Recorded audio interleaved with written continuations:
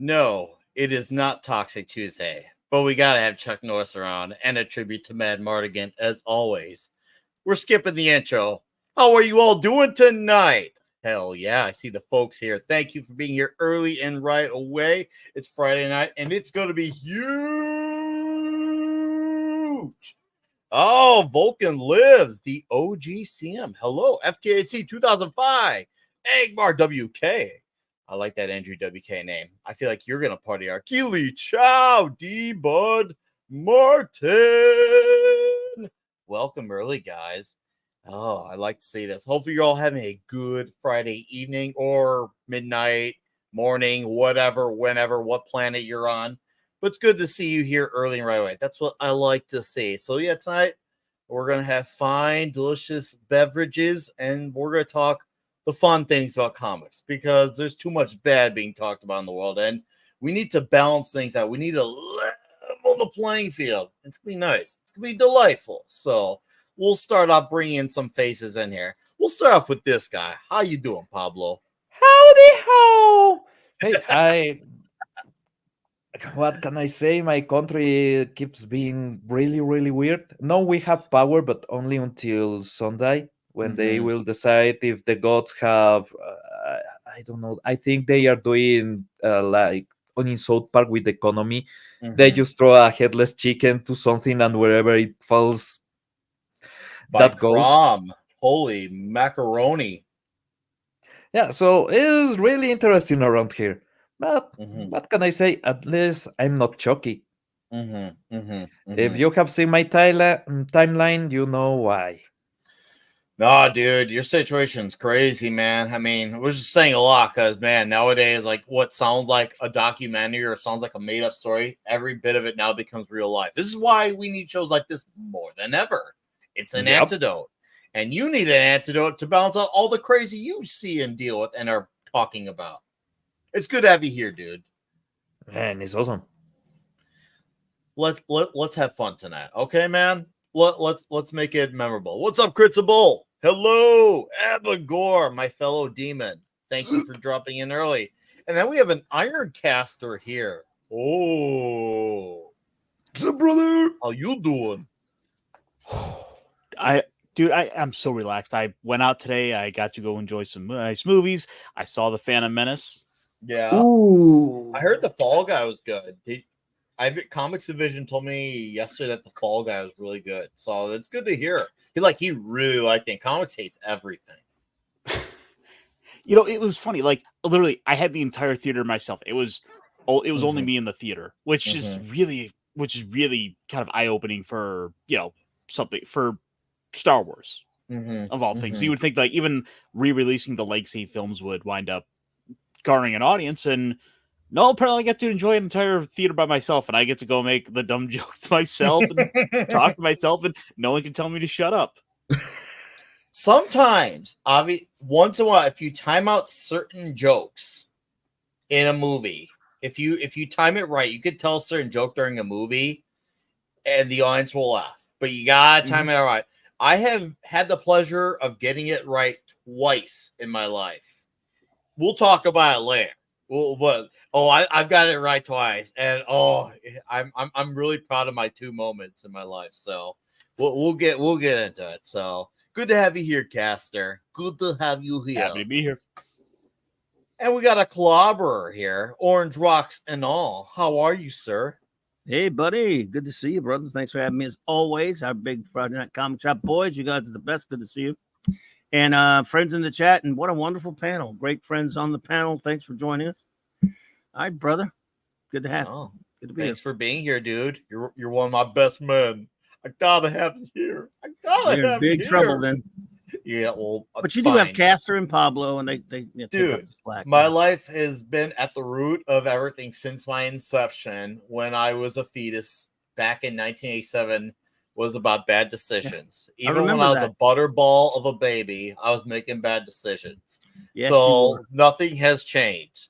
It's still bad decisions. They're a bit wiser now, but they're still bad decisions. Good. And then we got an Andrew who is welcomed back after 3 or 4 months. It's good to have you here, sir. You've been missed. It's been a hot minute, but I'm glad to be back. We'll make it like I never left. I like that. For better or for worse. It's definitely going to be for hugely great. It's gonna be big league around here. Absolutely. All right? I'm happy you're here. And then of course we have guests here, and we gotta acknowledge them because they've been around the block. They've worked on a few horror movies, they've done a few comics, and they got another big comic that it's gonna be huge, like quite literally and figuratively. It's gonna be huge with a Y. Yeah, with a lot of U's in there. It's gonna be crazy. It's gonna be gargantuan. Welcome to the show, Jen and Sylvia. Did someone order identical twins? Thank you for having us. What a lovely intro. Yeah, Sylvia, Thank you. Jen, good luck to all of you watching because we have blonde hair now. I It's do have confusing. things though, but also So I still think vampiric. You're still nocturnal Right. a little bit. Okay, I like that. yeah, but since utero, we've always been on these sides, so Yeah. I think like you can usually tell. If you see us and she's there, that's her. Yeah. Anyways, that's an intro. Hi guys. Hello. Welcome. It's good to have you here for this. It sounds like you have at least some familiarity with what goes around this part of the neighborhood. Yes, some we've been some long-time alleys lurkers. are- Long-time lurkers. Yeah, some alleys are a bit more Hell's Kitchen. This alley is a bit of like a Queens. There's a bit of more of a niceness here. There's a bit of a warmth to here. We kind of celebrate the joy of things and what we've loved about this specific medium called comics. It feels like love has been forgotten when it comes to this medium that a lot of us on the panel and in the chat cherish. And I've kind of made it like a thing that, especially Pablo's been here since day one. Like when we decided to switch shifts, we changed the gears and like, you know what? Let's start highlighting the shit that's awesome. And nowadays we're starting to see more and more good pop up. It's just been open season because we get to talk about old stuff that's good and then highlight the newer stuff that is popping up that we happen to be entertained as well. And we need more areas to talk about the good things because it's not getting acknowledgement. So we're filling in a void. Fuck yeah. We absolutely agree. You're speaking our language. I mean, I could spend all day talking about the things I hate or the things I love. And if you talk about things you love, it creates more love. It makes you happier. If you talk about the shit that you hate, it kind of just makes you miserable. Always makes me think of that one South Park episode, the landslide one. Do you remember? What happened in the landslide? It's Refill about me. the pee-pee. Yeah. Oh yeah, you said that line, and I know exactly. Yeah. Yes. It was the episode where everyone started to avoid Stan because he just bitched about everything. And he's like, well, movies suck. And they're like, yeah, we know they suck, but we still want to watch movies, man. Like, find something good about it. But there's something to be said about nerd bitching. Like Spider-Man fans. Me and Andrew could go on about Tobey Maguire and Andrew Garfield and Tom Holland and how Andrew's movie sucked ass, but Andrew's a great Spider-Man. Oh, he was always a great Spider-Man. And that's No, I'm glad you mentioned that's that. friendly We can- fire. Because it's No, the truth. you're the thing is you're right because my younger brother, who's a big Spider-Man fan, he used to always tell me how much he couldn't stand Andrew Garfield until he saw him in No Way Home. Oh my God. And because I said to him, Hold on. I gotta cut you off. I'm gonna let you finish. I'm gonna let you finish. But I am so sick of this bullshit narrative of Andrew Garfield wasn't a good Spider-Man until he was put in a mid-ass MCU film. Fuck that. Cool, though. He was almost too cool. Wasn't he too fuckable? I mean, he was a hot guy skateboarding. Peter Parker has never been an ugly character. What I'm getting at here is that I always said, no, Mike, you're looking at the wrong way. He's a great actor who needs better material to work with. Especially when he puts on the mask, you really feel him as Spider-Man. Then once he saw him with better material to work with, he got it. It clicked. It resonated. And he's not the first person who I've seen say that. I've seen people who didn't like, and which I don't have the same polarization for his movies as others do. But I'm glad at least people are finally seeing it for what it is. He was just, for some people, he was just he was in a situation that he was the right guy, but at the wrong place at the wrong time. I agree And- that the script was rough. Remember when he went to the secret lizard lab and pressed one button and it showed the entire plan for Yeah. who? And then he needed to web sling to That's Oscorp, but thank Yes. God there were cranes leading That's Alex all the way Kurtzman. up. What Oh. the hell?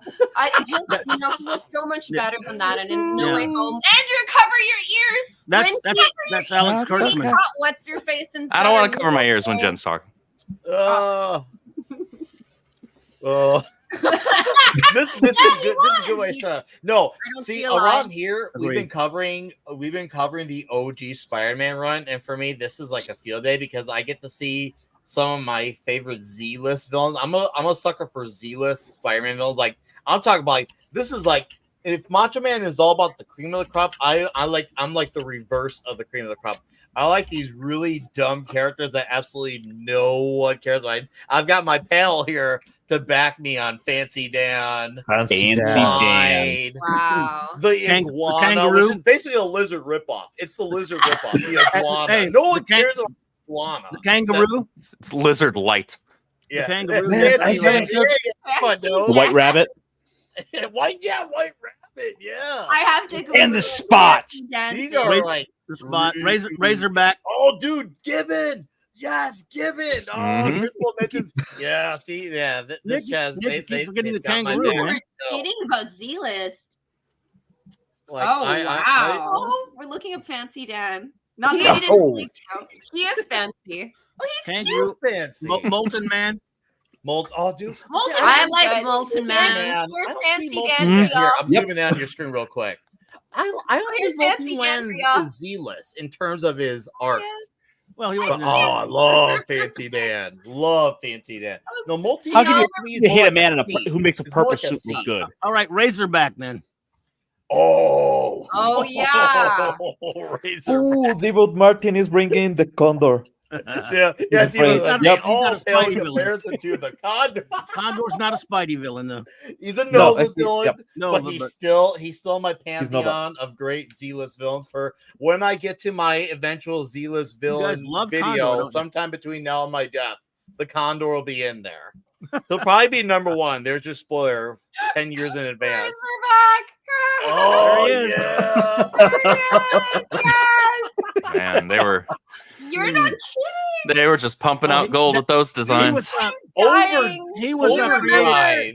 Razorback was Oh. created for the CB era. The CB craze. Letterface and spell check. God. And they hated Spider-Man because there's no need for a hyphen in Spider-Man. And that's Oh, why they what? went after him. Oh, that's a Spider-Man, a tangled web. Yeah. Yeah. I feel like Yeah. Peter would have been justified going lethal mode when they started saying they didn't need the hyphen. I feel Okay. like this is more an issue he should have with Jameson. Yeah. Fair, I right? have- You can write it. I think there are Okay. a few issues to have with Jameson. This is maybe this is the Spider-Man fan in me speaking, but I've noticed when I hear people say the words the name Spider-Man, I can tell if they're including the hyphen or not in the way they say the name. And that That's thing is Spider-Man. Spider-Man. Hold on, hold on. Spider-Man. My buddy Culture Casino, if he's out there listening, He does it Culture, on talk purpose. about you. You say Spider-Man, I'm like, dude, that This is doesn't include the Spider-Man. hyphen when you say that, Culture. Yeah. Come on, you gotta include that hyphen, man. That's part Use of some the respect. Oh, Culture, don't do me dirty like this. I don't like it. I'm not Oh a my bum God. in life. But I'm yeah, so Z happy was this is all Spider-Man, you guys. I'm dying. We've done a Have lot you of Spidey Americans talk. gone to the theater and seen it in the theater, the Rainies? Because they didn't do Mm. that up here. Yeah. Oh, I yeah. saw all three of got 2 and 3 playing at theaters. I missed the window for one, or one somehow hasn't come across. I want to see one because one They're was airing them in order, Oh. so I missed it. and they're only running them for like a week, and it's not even a full week. It's like a Monday through a Thursday. Recently? Oh, Yeah, like this week Ah. that is just ending Whoa. was Spider-Man 3. So Oh, I love the Sandman. I remember when I was 11 years old. I used to go to this comic shop. It was where I got my first pull list. It was called Comic Quest. And I remember seeing a cover to ASM #4, which is the first appearance of Sandman. At the time, that issue was $700. That was right around the time I was getting to Captain America, and Mark Waid was writing, and Ron Garney was doing the pencils on that. I remember that iconic cover from Ron Garney where it was like the shadow of Captain America. Great cover. Oh, man. I think it was 98. Chat, correct me if I'm wrong, but around that time. But I remember being like, I want that comic so bad. I'm just picturing 11-year-old Nick still having the beard and the hair. He did. He did. Trying to think here. No, I can't go down that well. We're not going to go down that well. But we'll I'm keep just talking. picturing that issue. Spider-Man, Sandman.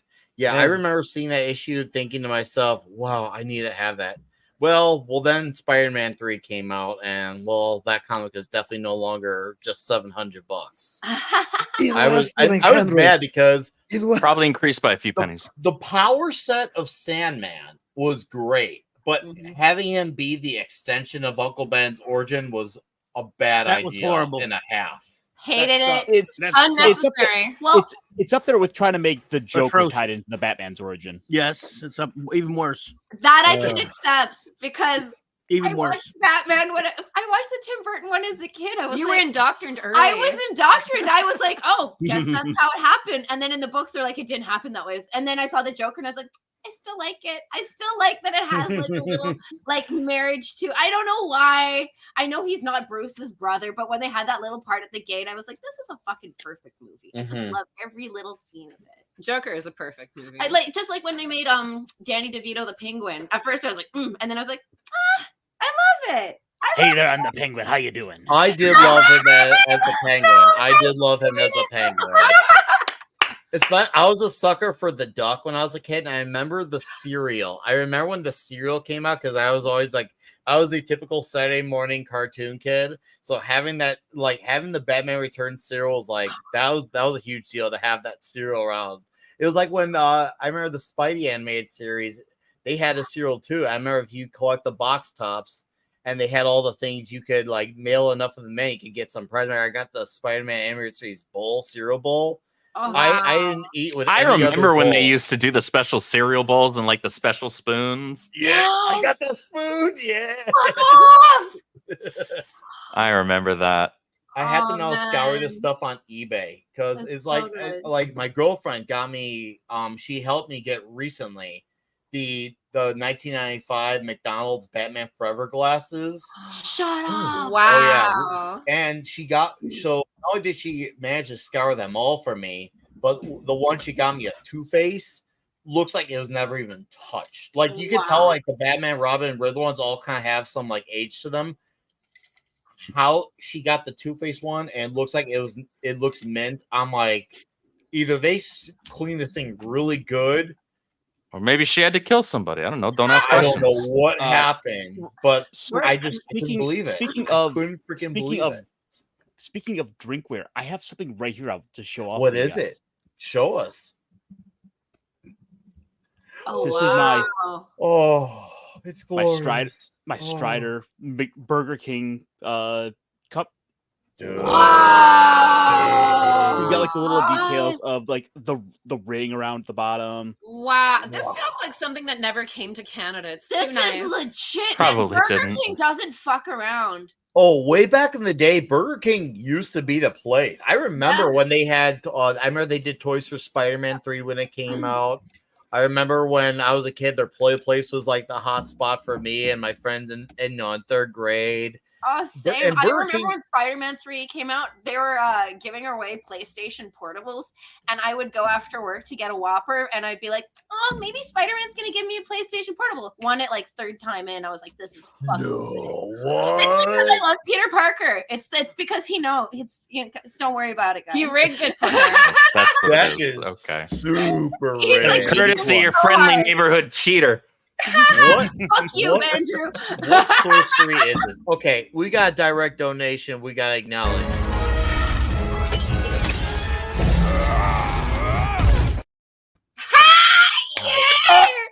Best scene of that movie. Guys, you gotta watch Captain Marvel. It's so important what she does in the movie. Boom! Bitch goes out of the movie. But I you got remember the whole before I movie acknowledged my direct understand. donation, the audience at my Avengers Endgame screen went nuts when they saw that happen. Oh, yeah. I literally stood up and cheered. People cheer here too. Love it. Anyways, TZ Burton for $25. Woo! Yay. That gets a you. Ric Flair. Woo! Says, ladies, be gentle with my mad lad tonight. My wife's family is visiting from Vancouver, BC. Just want to say hi. TZ, you kind son of a bitch, you. Thank you. Thank you.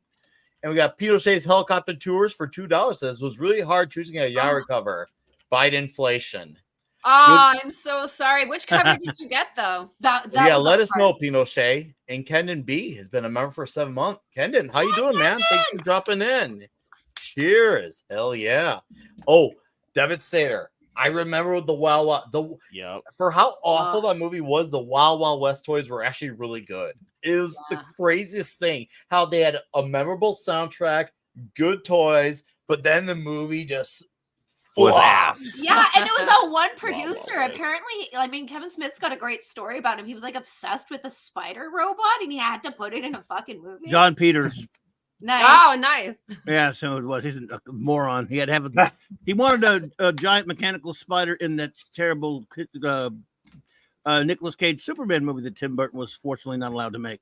That would have been and- great. Yeah. I need a movie to be in. Where's Tom Look, Connors to do his great? he had a bet with someone. He probably had a bet with someone where it's like, I am going to get a giant mechanical spider movie He if it did kills it. me.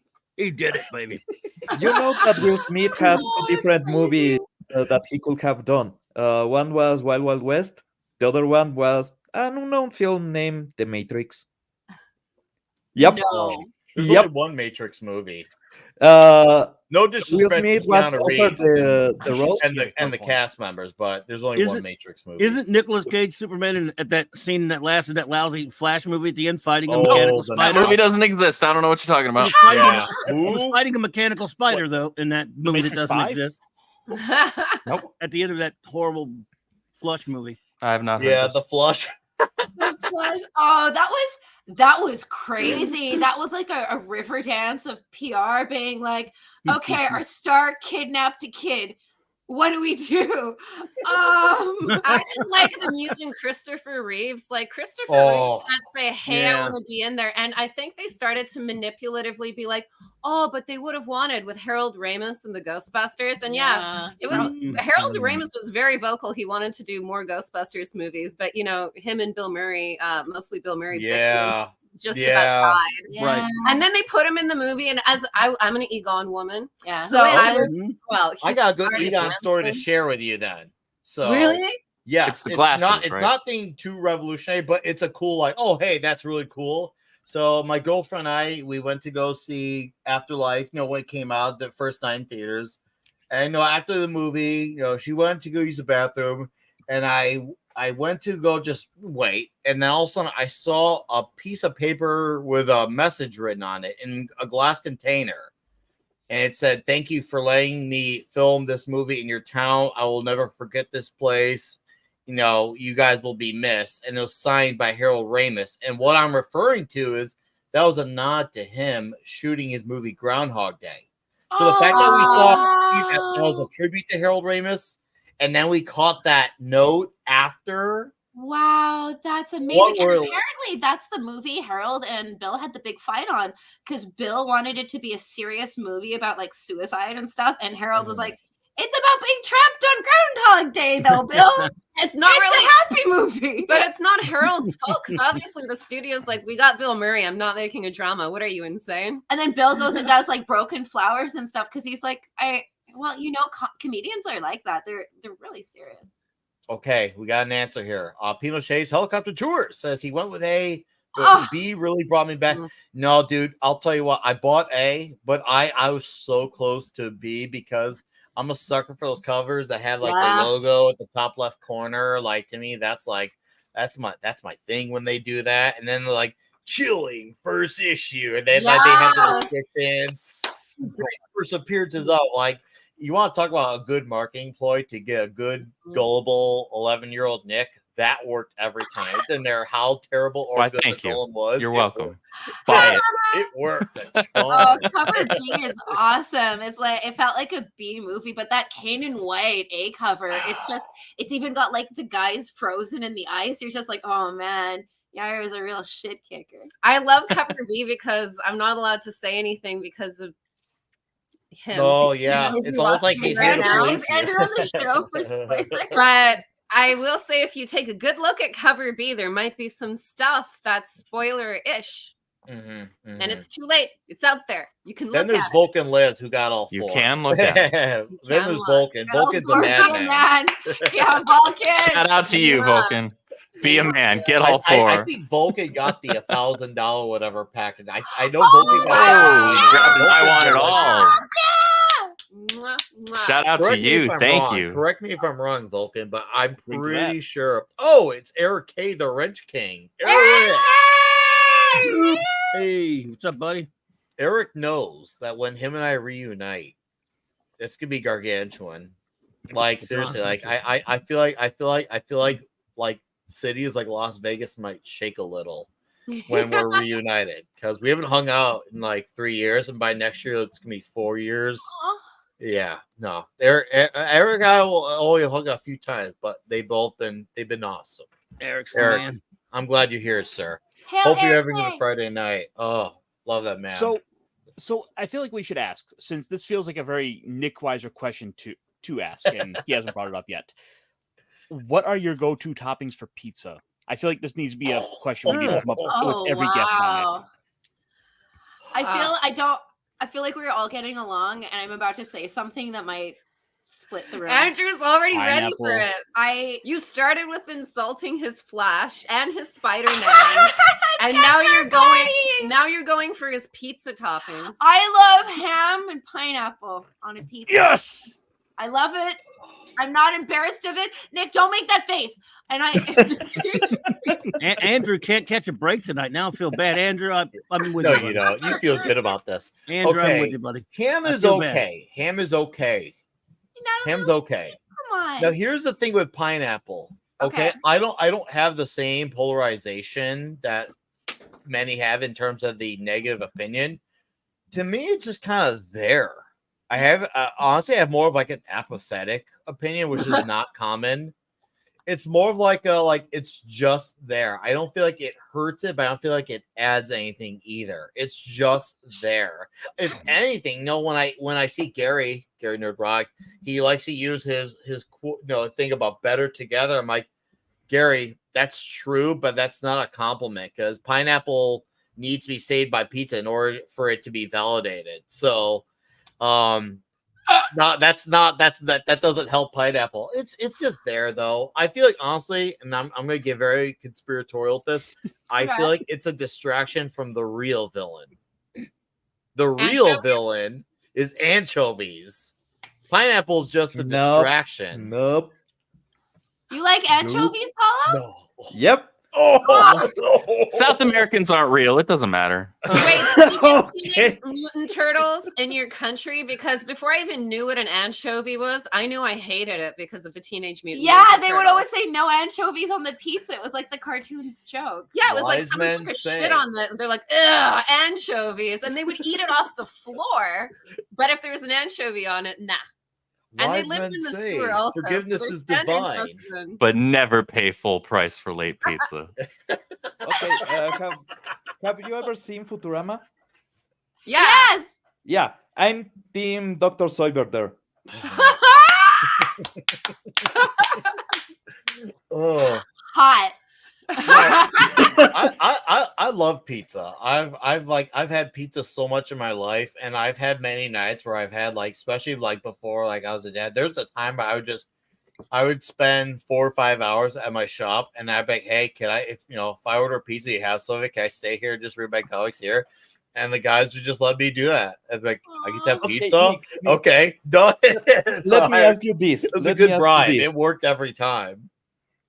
Have you ever been in this situation, being either so drunk or so high that you are eating pizza and you are thinking, man, I could go for some pizza right now? Oh, dude, I wake up and I Yes, wake I up and I want pizza. I remember I think it was 2013. I had a pizza streak. I think I was like 23 or 24 straight days of pizza. It was awesome. Wow. That's My a lot only of problem pizza. is that it didn't go longer. Like I wish if the streak had That's gone the problem. longer. Why The were problem you is I didn't go counting? longer. Why was I counting? Because were you I was just on like- vacation. It Nice. started at a vacation at a metal fest in Baltimore. Nice. And I remember we ordered every pizza every day. I think sometimes we had pizza 2 or 3 times in some of those days. It was awesome. It was totally great. And one of them was called Nick's too, which made it even better. So it was just like I remember literally my buddy Dan, he might be listening. Dan and I, we went to go watch a band, and then we had pizza.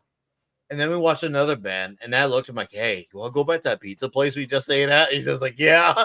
And so we went back and had more pizza. It was love awesome. it. Have you had deep dish ever? Well, it's in my area. Obviously, I'm in Illinois. So, okay, now I'm going to give you the E True Hollywood story on Okay. deep dish. Now, Chicagoans are really torn on deep dish. Some love it, some absolutely revile it. Okay. I actually like it. However, it's not, and I have to emphasize the word, it's not Chicago pizza. Oh. It doesn't make it bad though. It's good. It's more of it's a good, really good tourist attraction. It's a really was damn for good me. tourist attraction. No, it's seriously, it's really good. The traditional thin crust tavern is the Chicago pizza. That would be the Chicago way, where it's the Thin? square slices, moderately thin crust, very moderate on everything, with the cheese, the sauce, the toppings. Like that the is- opposite of a deep dish? Yeah, Mind They go blown. both ways. Absolute opposite. Yeah. Because we're Canadian, they think we won't know because we don't travel that much. but unlike a lot of Chicagoans who don't like deep dish, I actually do like it. I actually do. I think it. No, I get it like once every 6 to 8 months. Like that's one of those things. And I could put away a deep dish. I have.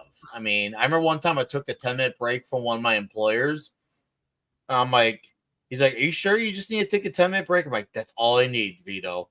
And also he's like, "You actually came back after 10 minutes. Are you okay?" I'm like, "Yeah." He's like, "You probably didn't eat even a slice." I'm like, "Vito, I had 3 deep dish slices in 10 minutes." He's just like, "What? Are you gonna be all right? You're not gonna get sick?" I'm like, "I'm gonna be fine, Vito." And Deep- yeah, I deep was dish fine is for the pretty rest not of the bad. shift. Deep dish It's is pretty filling. not bad. It's more filling, but I like. There's some really good places in Illinois where they make the tavern slices a bit thicker. Oh man, it's great. Where they make them a bit thicker. Oh boy, you'll want to eat a whole one of those. And well, I've done that a few times in my life, pre-dad days and current dad days. I've done that. And my Oh, kids love God. pizza too. I even got my girlfriend hooked on pizza. She was never she's always liked it, but she was never constant on it. Now it's just if we want because she's really into horror movies. Oh, nice. Yeah. And she'll want to put on we watched a movie. Oh God, it had Michael Keaton in it. It involved this video screen. White noise. Yes, White Noise. Yeah. And it was my first time watching it. You It was had my me on first time- Michael Keaton, and it's not in the time it wasn't a good movie, but now compared to the shit they make, I watch. I'm like, oh, this It's is like really Casablanca now. I really really liked good. it, except I had a complaint with one scene. I had Yeah? a major complaint with one scene. Well, I And ghost corrected that movie, so let me know. it was that scene where the lady jumped off the balcony and hit the glass and she lived. I'm like, for how smart this movie is trying to be, and I get it, and I understand horror movies kind of have their own rules, their own logic. I get it, but I feel like this movie is trying to be a bit more sophisticated. Yeah. And when you're trying to be a bit more smarter about things and try to make you figure out things and not want to hold your hand, which is fine, I feel like that didn't add up in terms of the consistency of it. But overall, though, I did enjoy it. I wouldn't say I was gaga about, but I enjoyed it. I definitely thought it was good. Then we watched the trailer for a sequel. I'm like, Stella, this looks like a direct-to-video sequel. She's like, yeah, it kind of does. Yeah, Your it girlfriend does. sounds fucking awesome, man. Yeah, congratulations. She's awesome. Thank you. I'm not as well versed as she is, but she really knows it. She really there's a cool store in our state that really specializes in the genre. And Wow. and trust me when I say it specializes. So whenever Christmas, Valentine's Day, dating anniversaries come up, you can bet your ass I'm at least checking out that shop for gifts. Like Man. when I have, because that's a very easy way of like finding, so because I know I'm guaranteed to find some, because they're always adding stuff there too, Oh, which that's is sick. great. It's so Yeah. romantic. I love video stores. That's how I fell in love with horror movies. At our Mhm. old video store section, like Super Video, Yeah. it had the comic book or the video game section right next to the horror section. So I'd Yeah. always go pick out a video game, but I'd sneak into the horror section. And that was like my Netflix. You know how you endlessly scroll? We'd sit there and we'd look at the backs and we'd be like, oh, and we'd put the pictures together and figure out what would happen. And we saw practical effects way too early, so they had no effect on us. So we would be looking for the grossest shit we could, and then we'd go and justify to our mom why we think we should watch it. They had great covers like House Ding Dong You're Dead, and it's like a rotted hand just touching the door. But like when you're a That kid, one had dog violence, Andrew. You wouldn't like it. yeah, but when you're a kid, you find stuff like that and you feel like you've become an adult. Like you're looking at Freddy Krueger, you're like, not that scary. You wouldn't get me. I wouldn't. I was Freddy's- even smart. Freddy's I'm a basic kid. I horror. can stay up forever as it is. Yeah. No, Awesome. one of my favorite horror movie covers was for Jack Frost 2. This is all right. So for gonna anyone out find there who it. doesn't know, Jack Frost is a movie about a killer snowman. And the thing that always made it stand out was they went for like the hollow foil lenticular cover for it. So when you're walking by, it goes from like a regular snowman to like the evil killer face. And you're like, wait, I what? remember that at Blockbuster. I found it for you. Oh. Yep. Oh, I remember that cover. I have seen Trigger that. warning, you guys. And so the sequel is set in like a tropical resort. So it's a snowman who's able to get into the tropics because he's gotten like, and he's got like antifreeze in his like snowman blood. I love when they try to force a sequel like Weekend at Bernie's 2. He's already dead. What are you going to do? Wait, that exists? That's every It horror does. movie ever. Oh my God. Not only does it exist, but now the dead body dances because it's trying to lead them to a treasure. Because a voodoo person has to spell on it. Oh my God. You know, sometimes you watch a Let me tell you on sequel the and you're effects like, here. what the fuck happened here? Like Gremlins versus Gremlins 2. I love Gremlins too. Me too. I love them That's both. actually a good sequel. Sylvia That's actually a looks really like good she was sequel. about to be so offended right there. But Weekend at Bernie's 1 and 2 is so like Gremlins 1 and 2. Like, but the first one, you're like, that was a complete thought. And then the second one is like, oh, they wanted to do another one. Yeah, but Gremlins 2 is actually really good. I love it. It's so comedic, and like even Hulk Hogan's in the movie and breaks the fourth wall. Like They it's had an insane film. I love the female like skanked out gremlin too. She was fantastic. Goes I around. remember, yeah. My favorite scene is Gizmo dressing as Rambo. Oh, yeah. To win a war, you got to become a war. That was beautiful. So if you look at my camera, there's that's the Blockbuster Video flag that Stella ordered. Shut up.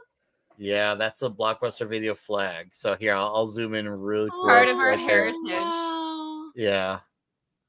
God, So- those used to be good nights, man. And the candy and treats were there Oh, too. Like your night was set. yeah. Oh yeah, and if you went to a Oh. good one, they had a popcorn machine. Oh. So it was like, Mhm. I'm gonna take the home experience or the theater experience home. And then you go to the Oh. new releases, and you might be one of the last ones to get. And you're like, new movie.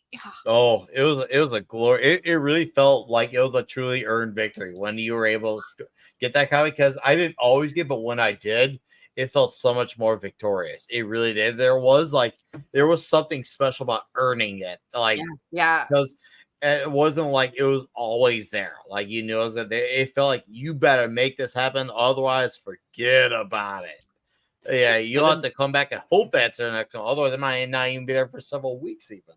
Yeah. But then on the Oh my flip side God, I there- waited for video games so often, but I was the person who'd have it because my parents won't let me keep it. So I would just Mhm. rent it as many times as I could. Like Fantasy Star 4. Oh yeah, or Dungeons and Dragons for Sega. Do you so remember good. that one? Yeah. Oh yeah, oh yeah. I was a Genesis kid. I remember my first game was this game called Tin Head. It was a really obscure game, and I had fun with it. And I still remember the passwords from that game.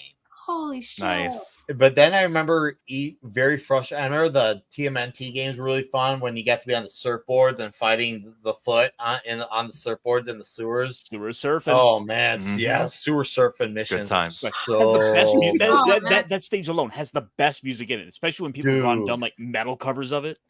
Speaking of metal covers, I felt embarrassed about this. This is like for me, this was like really in this. It's probably embarrassed no one but me. But I've been around the Maximum Carnage video game my life. Even though I'm not a Carnage guy, I've always loved the video game.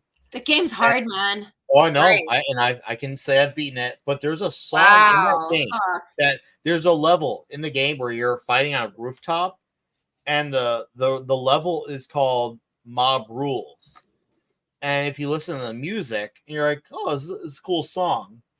But as a fan of Ronnie James Dio's Black Sabbath era, he has an album called The Mob Rules with a song called The Mob Rules. And it wasn't until one day I felt like listening to that Carnage song that I saw Black Sabbath come up. And then someone meshed the two together. And I learned that song from that level is the Black Sabbath song. No. All my life, I never pieced that together. I almost felt like a poser. I felt like a metal poser. It was a good thing, like some of my buddies in like Jabroni. Brazil. It almost felt like because it almost felt like one of my friends in Brazil. It's a good thing they don't know that because they would straight up call me a poser for not piecing that together. Because I was like, I didn't notice until a year ago. All my life, I'm like, how did I not make that That's connection? fucking crazy. I wonder how they got the rights to do that. I mean, I- like, They probably love Spider-Man. well, yeah. Who doesn't? Well, as they should. Tony Iommi should have good taste in comics. That's the least he could do is have good taste in comics. But I couldn't believe it. Yeah, the music it's just so when you listen to the song Black Sabbath, Mob Rules, and listen to that song from Maximum Carnage, it's called Mob Rules.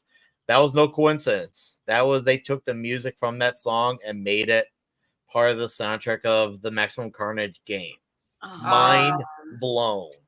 I love that game, and the comic book series was so good. Remember when writers knew how to weave a metaphor? Yeah. And they were talking about like Liz had just lost Harry, and there's marriage problems with MJ. And he's like, stop smoking. And she's like, don't let Venom sleep on our couch. What the fuck? Oh, yeah. I loved how he would be like, I don't want you smoking. Please don't smoke, And Mary she's like, Jane. and don't bring fucking Venom into the house. And it's like, You're Spider-Man. Get out of my butthole about my smoking. I'm stressed out. What do you think I'm smoking for? It's Maximum Carnage. I'm gonna have a pack of Marlboro. And then you have Carnage, serial killer, being like, Shriek his mommy and Doppelganger his baby. And I'm like, oh, okay. And Peter's clone parents were there at the same time too, so it was like a thing. When you start calling people you've just met family members, either there's a lot of cocaine involved or something insane is happening, or both. That Or scene from both. Boogie Nights where they're like, you can be my mom now. Yeah, 100%. I remember there's one part where Shriek pisses off Carnage, so he beats Doppelganger to death and like I takes him remember off that. the roof. Yeah. And it's I such a great remember. metaphor for like child abuse. Yeah. But obviously, we're not going out and be like, he beats. Well, I think it was heavily implied Yeah. that Carnage killed and did other things to children. Well, it was crazy because it was like it was it was such you got everybody in there. I remember during the riots because Shriek can control people's minds and emotions, and Danny Rand was there and he just like stopped everyone with his Iron Fist shit, and everyone was like, oh, can you teach us that? And he was like, oh, it'll take you like 20 years. And it was just such a cool comic seeing everybody together. I lost my mind when I got to use Iron Fist as like a backup. When I was like getting my ass kicked by like Doppelganger or Carrion, Iron Fist would come in and freaking mollywop those guys. I was like, yes, Iron Carrion Fist could saved go my- invulnerable. That's why he just kind of sucked. floated and sucked on you. He sucked. Oh, my I'm God. having like flashbacks from that game. I hated Carrion with a passion. So when Iron Fist was it, because Iron Fist was one of the more effective heroes, because like Yeah. Morbius was okay, But Iron Fist was really effective. Captain America is pretty effective. But man, having Iron Fist there, like, and trust me, Razy Fingers, I remember Green Jelly because they start off as Green Jello, but then obvious lawsuits came, so they had to change their name to Green Jelly. Yeah, I remember that. Oh, I remember that. So, I remember because I thought, I remember that was actually I discovered Green Jelly, I think in middle school. And I remember thinking, that was an actual song from a band. I thought that was just something that they made for them. Nope, that was based off a band. So once again, it's clear that when the Maximum Carnage game was made, that they actually went to actual bands. And well, how many other songs in that game were based off of existing songs? I mean, so Black cool. Sabbath and Green Jelly. Who else? Who else have I missed? I don't know. Eric K for $2. I see Nick Dynapon Pizza Pineapple. Like I said, it's happened. I'm not going to deny it's not happened. It's just, once again, it's just there for me. I don't hate it. It's just there. I don't love it either. It's just like, I'm going to do a Dave Portnoy Barstool Sports rating. Probably a 5.5 to 6 out of 10. So mediocre to fair. Not great, but definitely not good. Jeffo, what's up, Jeffo? Long time no see, buddy. $4.99 says, wasn't Green Jelly involved in the Super NES Maximum? Yes, they were. Oh, yes, they were, sir. Thank you for your $4.99. Hope you're having a good Friday night. Then Green Jelly became Tool. Are you talking about the band Tool or the fact that they became Tools? Because I don't recall them becoming Tools. You tell me, man. You tell me. No, seriously. Fill me My in, guess man. is the latter. Because they played recently in my city, was once my former city, at a small venue. From what I heard, that they drew really well as far as the crowd. And I hear that they still play the Maximum Carnage song live. I still haven't seen them to this day, but I hear that they still play live. So hey, it's clear that was a claim to fame for them. But yeah, so many. I think one time I ditched 4th grade class to finish that game because I was getting to a part where I was at the very near last levels. And I remember I was just like, I have to beat this. I have to beat this. I had to beat this. And I finally beat it. I finally beat the game because I did school. Oh man, I feel like it's just on the shelf behind me. It's a red cartridge too and everything. Yeah. Corey Black I'm Garrett has the remembering how same good red the soundtrack cartridge. is. Corey Black Garrett has the same red cartridge. Yeah, because I had him on my Toxic Tuesday show that I do on Tuesday nights. Nice. And he's just like, hold up, wait, you said red cartridge? And all of a sudden he went and got it. And I was just I got like, it. I gotta see. man. I gotta see. I'm gonna see. Oh yeah, I'm gonna do see. it. I never Do owned it. that one because I didn't own an SNES growing up, but my friend on my street that was just like 3 houses down, he had it, and we played through it co-op and beat it. You guys beat it? Yeah. Yeah, giggity. I guess. I love it. It was I not love an how easy game. everything show up All right, and we're it's zooming like- in. Oh, look at that. Oh, That is a look at thing that. of beauty. That's Oh, the real yeah. deal. Yeah. Thing of beauty. It One looks like it's day. still in really One great day. shape too. It even has that little rainbow of sin LJN on it.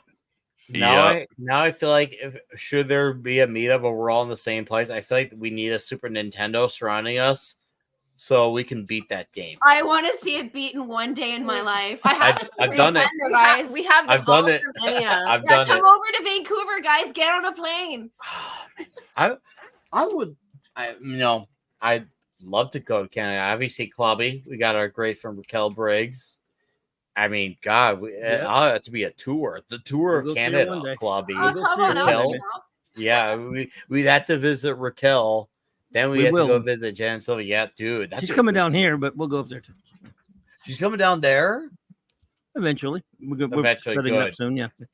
Nice. Where are you? Clubby's in the south. Wow, as far down as you can get, Louisiana. Oh, It's hot. Too hot. So, yeah, And nothing Nuggy. good down here. By the way, his favorite character is Gambit. Meaning I hate him. Then you must really be enjoying the X-Men 97 series. I have been enjoying it. Actually, I was surprised, but yes, I have You've too. been watching it. You've been watching it. I have. Yes, I've loved everything except I have issue when they retcon that Rogue has had relationships with people. I understand that with Forge, yeah. I didn't like that she was with like basically groomed by Magneto, and they're like that's a legit. It's a me and nobody relationship. I just thought it was a bit. It was cool in Age of Apocalypse when Didn't they they do that in comics though? Yeah. But it wasn't. But that was the X-Men are dead Rogue. Like I can understand like, she hooks up. Then I don't understand like 16-year-old like runaway Rogue, and then her mom's like have sex with the terrorist leader. It was disturbing. It just felt gross to me. And then I have to interject. I have to disturbing. interject. Now take this with a pinch of salt. Because Bo DeMaio's Twitter page is back up, and because all his social media originally got deleted when he got fired, but his Twitter page is back up, and he said that in that scene, the flashback, that Rogue was in her 20s. You make of that what you will, but if you want to take his word for it, you decide or not. But he said that Rogue is in her early 20s in that scene. As a writer, though, if Rogue's already no longer a virgin, as we're suggesting, then her entire relationship, she would have been a different person. Her yearning would be slightly different. And also, if my shitty ex-boyfriend that I've slept with shows up against the X-Men, there wasn't one moment where Rogue's like, now listen here, sugar, I'm not taking none of your shit, Eric. You get out of here. Like, Eric, shut up. You get her. I'm going to say where there's a weird birthmark on you, you know? It just doesn't. And I know that we're trying to write and create emotional, like, weight, but that Rogue is shitty to both guys. Spoilers, guys. Spoilers. There's a Rogue episode. But no, that she's shitty to both of them just to make their deaths matter more. Didn't she have a relationship with Magneto in the books? In Age of Apocalypse, in a What If. I'm not as familiar with the X-Men books. Yeah. I'm not as like well versed on X-Men, but I did have surface knowledge that there was a relationship there. So there was. I rolled with that. I was like, okay, that was there. It's clear that this may be the one thing where someone actually looked at the source material. Yeah. Yeah, but the context is still vastly different. Maybe it is. Yeah. Maybe it is. I'm not here to confirm or deny. Context does matter. The old 90s show got a lot of stuff wrong too. They misadapted a lot of stuff on there as well. Oh yeah. So it's nothing new there, unfortunately. I hated when they did Dark Phoenix Saga, for example. They ruined that. It's so true. Or the fact that you can see the fact that a lot of the Jubilee stories, a lot of Kitty Pryde stories became about Jubilee. Yeah, I can't stand Jubilee. I don't like Jubilee either. I don't like that. No one does. A few people do. Useless X-Men. Here's the point. Kitty Pryde is way better of a character. Way better of a character. When Claudia, Catherine, and Pablo, we can all have our interjection here. When we talked about God Loves Man Kills, Kitty Pryde was a great character in that arc. She is a great character arc. And that's a fantastic. That is a character comic. They could do some. Oh, I know. Caster, thank you for that. By the way, you get the credit on that one for saying, "Hey, we should talk about this for a show." Because between this show and the God Loves Man Kills show, these have been our biggest shows yet. And that X-Men comic freaking blew my mind. Oh, what's a Barbarian by Crom? By Crom. Yeah, the Barbarian. Hail. Okay, well, Tom, first time reading that book, by the way. Nick, we also did X-Men Teen Titans. That was fun. Yeah. Oh, dude, the crossover. Yeah. No, we'll definitely make sure we touch on some more classic X-Men in the summer. I mean, we may as well. It's fun reviewing comics. Yeah. Oh man. The Claremont run is so good. You can see that they're picking stuff for the 97 thing and kind of remixing it because you're like, oh, yeah, I remember that. Oh, I remember that. Oh, my gosh, who's that? You know, that's Nova. In the it's weird. In the acknowledgments of the latest episode, they had Claremont but didn't have Byrne. Hey, real quick. Let's see if I can turn this. You see why I call him Nova? Because he's got the little starburst on his face. Yeah, I like that. I love the fact that we got Dr. Doom proper. Oh, that was so cool. That it felt not only just look, but it felt like I felt the Zemo, eeriness of Doctor Doom. I'm like, and Zemo. Yeah. That's Doctor Doom. I was like, I was That gonna was punch great. a wall. I better not do that. I was just like, yes. Oh, I'm so happy. Cool So cameos. happy. Brad Young with a question. Not trying to be a jerk, Nick was of who are these ladies in the top? They are Jen and Sylvia Soska, and they have written comics. They've directed horror movies as well. They did Black Widow at Marvel, and they have a comic coming out for the Rippaverse, Yaira #1, and emphasis on and Bloodroof #1. Yeah. I'm assuming that it's a. I don't know if it's a one shot or it's a. So I may have stretched it a little bit, but they got both those comics coming out, and we will get there. We just been having such a good time within this first hour, just kind of going with the flow of the conversation. But we'll get there, and you'll get some knowledge. Brad. Yeah, nice thanks for to being meet you. here. We just directed a sequel to Night of the Living Dead called Festival of the Living Dead for Tubi. Ooh. All of our Wow. movies Fantastic. are for free on Tubi. We remade Cronenberg's Rabid, and we're known for medical horror like American Mary. All of our movies are sexy and scary. We also hosted a game show called Hellevator that you can still find on YouTube. Yeah. And it was Mhm. made by Blumhouse and GSN. And if you ever wondered what it would be like if Saw was hosted by two Elviras, ask no longer. Saw the game Nice. show. Wow. Nice. It was great. For $50,000, if you could survive the elevator, you could take a bunch of cash home with you. And I promise you, no animals were hurt. Crom approves of American Mary. Wow. Sexy Good taste. beats. Thank Good you. taste. A man of taste. See, the Barbarian he was always a man of taste, and he just re-solidified his thought. Aw. I love that. He loves those art house Canadian horror films. Oh, American Mary is a fun date night movie. Like if they're still there after, that was a good date. Yeah. Nice. I got the best compliment about it though. Mike Barron watched it and he said it was the scariest movie he'd ever seen in his life. And I was like, I know, I died. I was like, Mike. But he writes The Punisher. And I was like, the shit you write fucking disturbs me. Even the stuff he is written that in Gooding and the stuff that I'm not allowed to say is so violent. Yeah, he wrote my favorite villain, and that's very. We know you like wait. Mike's I new can't villain. wait to see here. I cannot wait to see the Gooding comic. I'm looking forward to that. I can't wait. Will Conrad drew the shit out of that. It's Will insane. Conrad kicked that book's ass cover to cover. I love Will Conrad. He did one of my favorite issues of before I stopped reading DC, my last comic run I read of DC was Hawkman. It was the writers Robert Venditti and Brian Hitch did the first 12 issues.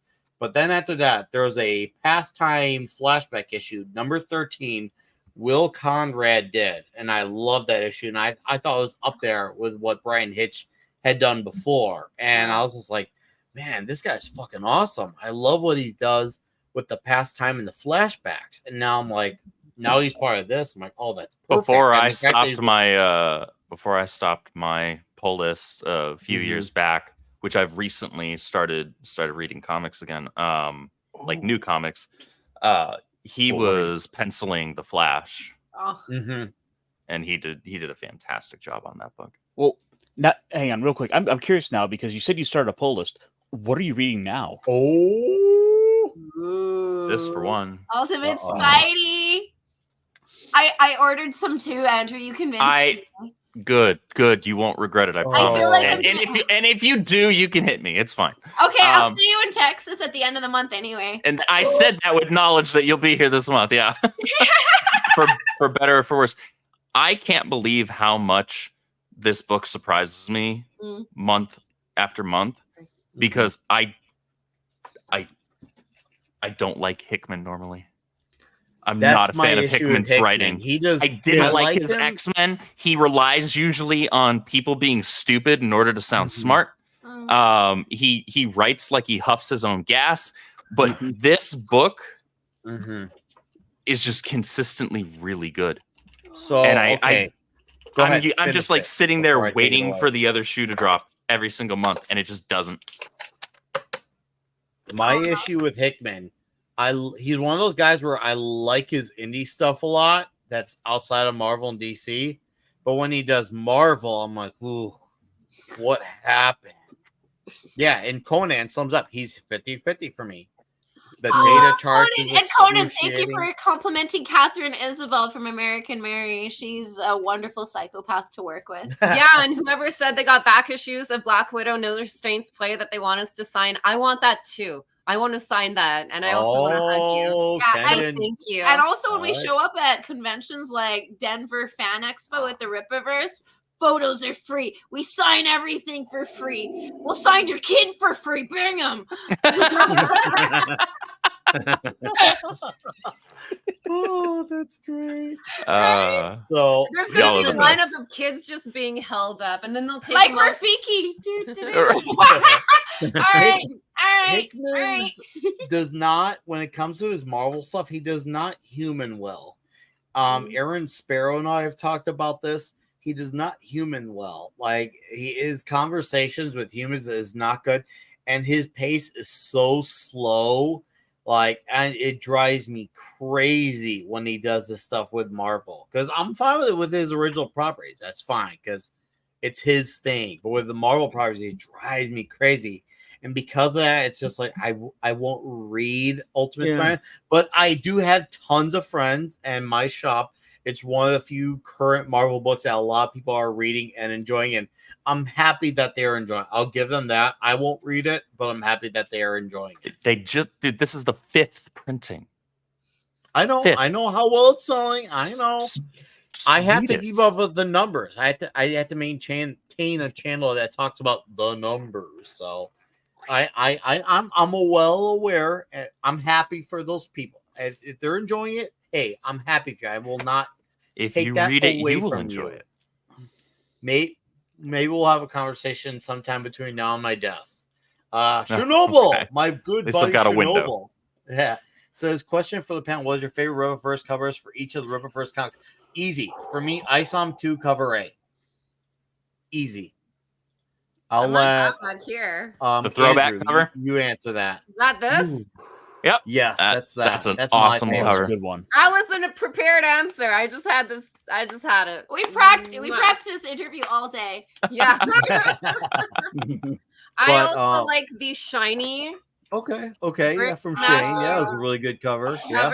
I like the Alpha Core Kanan White cover, the one that has cover C Lillian on it. Yep. Oh yeah. Oh, actually, no. You know what? I'm totally gonna be this guy. Yeah, it's right here. This is even prettier in person, and I love Kanan White. He also did the short box for the company, and he draws every character so well. He did cover A too for Yaira, the one that sold like 9,000 or something crazy. I do really like Will Conrad's cover B. That's my second favorite cover. That's my second. That Yaira cover for cover B is my second favorite. That was right there. That's almost like a runner-up because I love the emphasis of the caption of the chilling with the lettering. Yes. I'm a sucker for those things. And once again, you got the Comics Code Authority equivalent, and then you got the comics logo on the top left corner. Like I love, and of course I like Will Conrad on top of it. That's a big fat bonus. So yeah, that's probably my runner-up cover. So Caster, I mean, you could probably answer this. See, I'm a little bit torn there similarly because, like, I think basically it's basically any cover that has lovely ladies on it. Like, for example, ISOM number 1B with Yaira on the cover. That was the one I went for there. I think I went for the ISOM 2 cover that had Bloodruth on it. Oh, she's great. Oh yeah, the one EVS did. Yeah, and really good cover. About 5 minutes ago, I wanted to wait till you showed up here. I went ahead and got my order in now. Oh, thank you. I went with cover B. Thank you for your support. If you guys like horror, you're gonna love this comic. It is sci-fi fantasy. I'm not gonna spoil anything, Andrew. Don't worry. And it is so. Like, you remember 90s movies where everybody would like be like super action packed and it'd be like a crazy thrill ride, and you'd be like, ah, that's kind of like Yaira. It's just we can guarantee like, it's a comic book. It's a comic book, yeah. It is a comic book. Oh, Jennifer! Oh, what a blessing!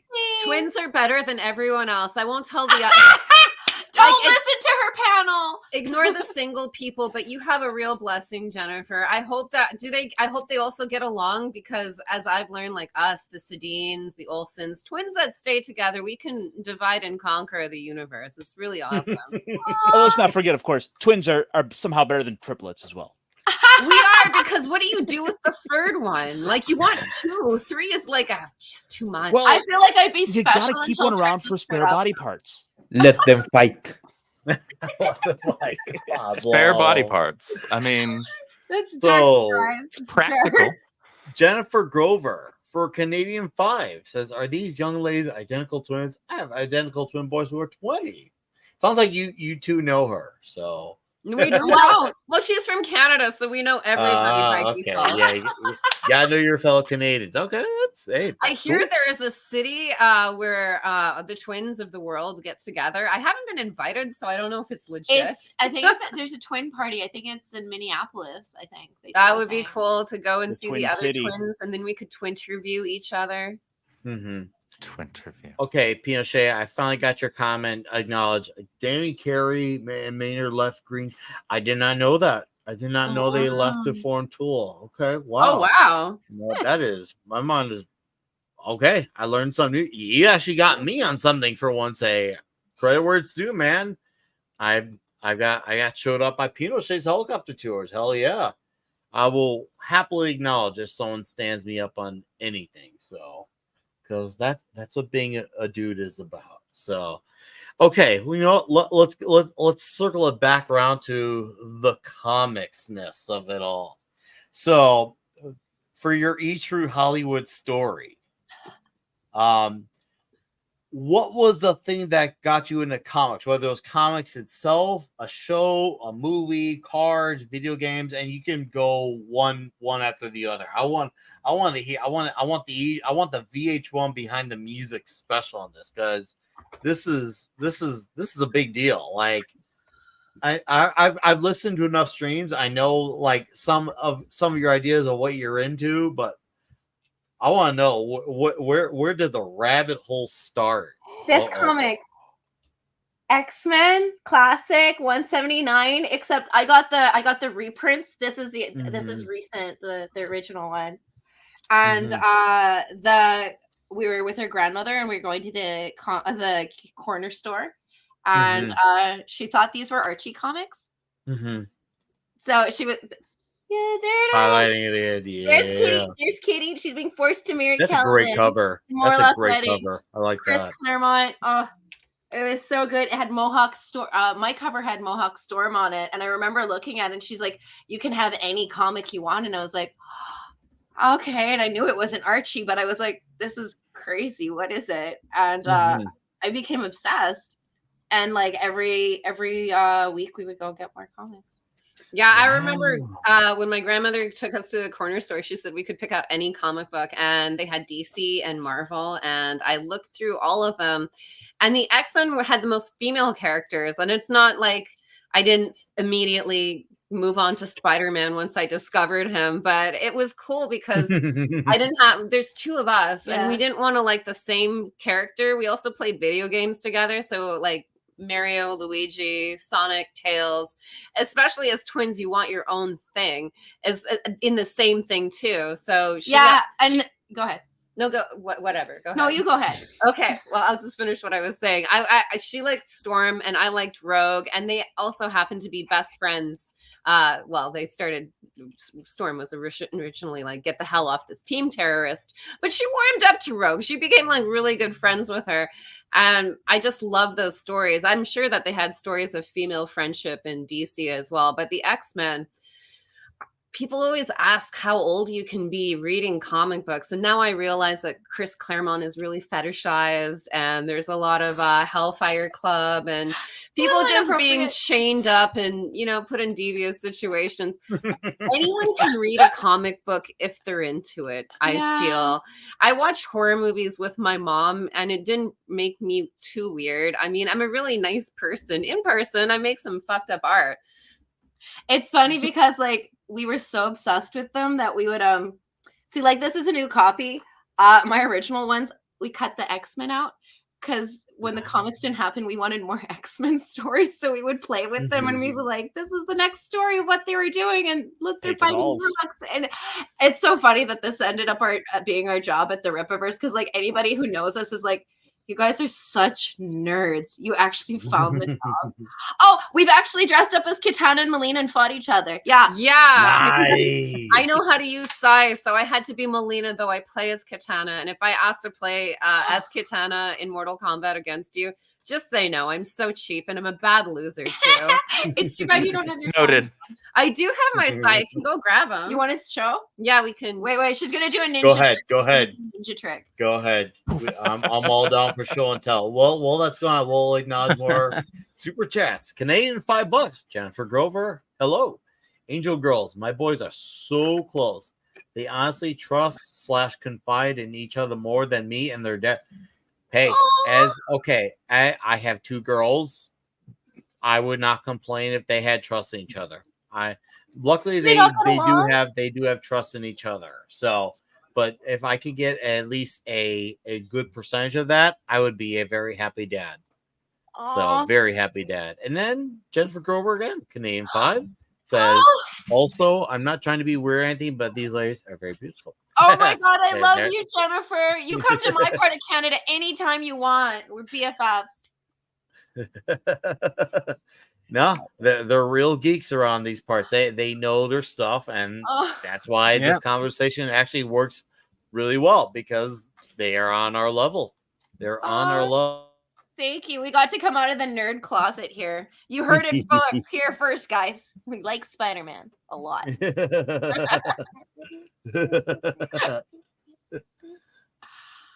Yeah, that commenter there, OGGM's a buddy of mine. He's really big into tabletop games and Power Rangers. In fact, at one point he helped work on, and he actually was in an episode or 2 of it. No. Oh, nice. That's pretty cool. Oh, I fucking love it. Okay, I'm gonna move so I don't die, but here's some ninja shit for y'all. Okay.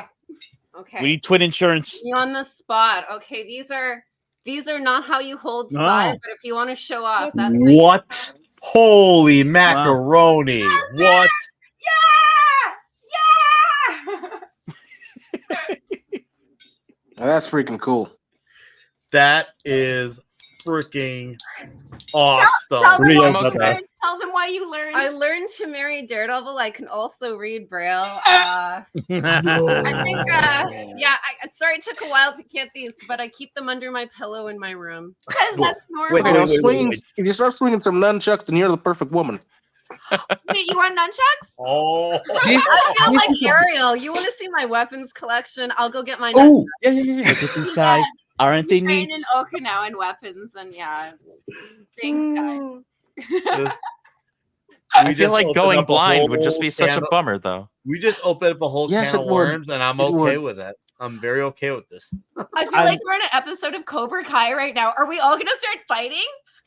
Well, the new season looks to be very promising. Yeah, so the trailer looks final season. I don't want conflicted. I thought she'd be in a Raphael, but now I don't know anymore. It's gonna suck that it's gonna end, but man, it's and good. Stretching it out over a year, though. But you know, this is why I'm gonna be.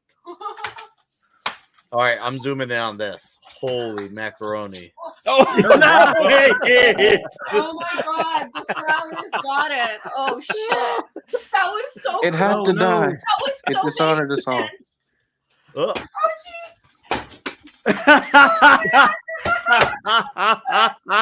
just like in the Ninja Turtles. Oh, I felt like the foot would be very. Still my heart. The foot still better than me. The foot would be very envious of this right now. The foot was not ready for that, or the hand in this case. That on the your hand or dating the profile. So I think that will just get Man, it more makes me feel like a bad douche that I puppy. got late.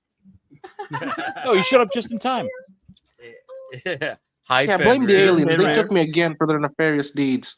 And it's not what you think, Caster. Bender, did you get late? Surprisingly, no. I actually can't remember much. I only remember getting putting on a ship, blacking out, and then waking up in the middle of the Canadian outback. Yeah, sounds like Friday. With this weird paper I can't read. I really don't want to remember this day. Wow, dude. I think you'll be all right. Just drink. So that was the X-Men comic that started off. Like you were able to just get by with a convenience store and just be able to buy issues, and that worked out. That's impressive. At a certain time, we started going to a comic book store called Pete's Collectibles. It actually still exists in North Van. It's gone to like 6 different locations, all on Lonsdale Street. It's still there. I think it's on Lonsdale and 2nd. Shout out Big Pete. His mind explosion as we went from fans and went to people who actually write for Marvel, which was kind of crazy, but yeah. We started. Well, at least I started with X-Men, and so Rogue is an awesome character, but the stories got pretty limited for her after a while, and I then met Peter Parker, and he's perfect. Yeah. And I was with him for a long time until I got tired of him never standing up for himself. So I moved on to Venom. And hey, that's all. No, I was making a joke about the character, but the part that you went to Venom, yeah, that's no longer Mary Jane. No, that's a Felicia Hardy move. Yep. It's funny. I went from Spider-Man to Deadpool, and the first time I ever saw Deadpool, I think he was on, like, he had his mask off, and I went over and I actually turned the comic backwards, and I was like, ew, this guy's right? Like, ew. And now my whole life is like fucking Deadpool everywhere. Now it's all downhill. Now I'm like, he's kind of hot though, right? And like, Man, all the good girls go for the bad boys. I don't know. Oh, that's funny. No comment. Went right into Daredevil because I was like, ooh, a Catholic guy. And then I saw how much he sinned, and I was like, ooh, bad Catholic boy. Very excited. My all the good girls go for the bad boys. He pretends he's good. He goes to church like if he's fallen through a window of one. Yeah, I liked Punisher. I guess he's technically a bad boy, but I was like, look how much he loved his wife and kids. Oh, he did. He was a total family man, nuclear family, domestic, civil life. And that was and he's the guy who actually had one bad day. I feel like that's kind of been played out for villains, but I feel like he actually had a legitimate reason for the one bad day, and I get why that was that for him. Now I'll admit, as far as Punisher, I'm a bit more moderate. Now Daredevil, though, that's a huge love. My love for Daredevil started when he first appeared on Spidey the animated series, and those episodes where Peter Parker got framed for something he didn't do, and Matt Murdock showed up as his lawyer, and then all of a sudden I saw him in the suit as Daredevil at the Billy Club, and it blew my mind learning on when I think I was about my teens that his origin story is kind of a correlation to the Ninja Turtles origin story with the exposed toxic stuff and the hand, the foot, stick, splinter, all that stuff.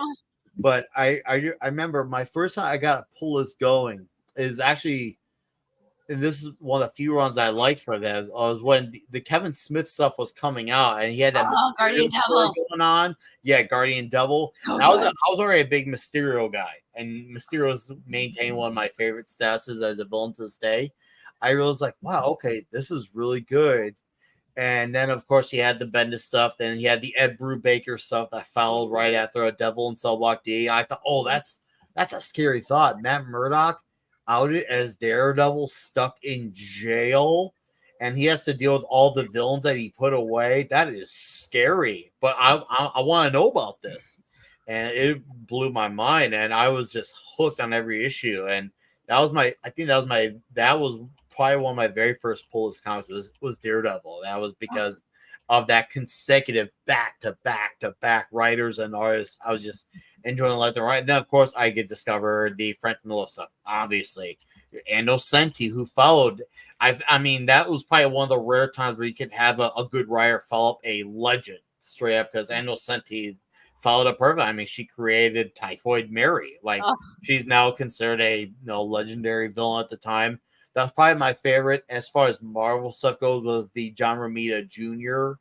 era of that stuff, was the Daredevil stuff. And the stuff he had going on with Mary and Daredevil was, man, and he had a great Christmas issue. He had a great Christmas issue too that he did. I love. I think we covered it on the show, guys. You tell me. I think we covered that one. But yeah, and Nocenti was a great follow up. That 80s run of Daredevil, Miller, Nocenti. I mean, Matt has been very lucky, despite his times as a bad man, not as a hero, but out when he's mad. He's brought us some great comics for all his pleasures and pain. To balance it out, his tortures have been our enjoyance. Really ironic when you think about it. Yeah, that's true. Pretty much about everybody. I still kind of miss the pre-Miller Daredevil, but I love the Miller one as well. I mean, the pre-Miller Daredevil is killer. It's very different. Very different. I mean, but Miller saved the comic from extinction. So, and you and I had a great time reviewing Born Again, which will always be the character's. That'll always be the character's masterpiece. Dude, the Mazzucchelli's pencils on each and every scene. And inks. He inked it too. Yeah. One of the most brilliant pieces of comic book art ever made for 7 issues of pure glory. Dude. Love it. I have gone back to that story like numerous times. It's almost like, it's kind of like my Fantastic Four Lee Kirby stuff. It's one of those things where I always have it by the side of me to always just look back and be like, okay, hey, this is still great. It's just a reminder of where I came from with comics and why I still love them.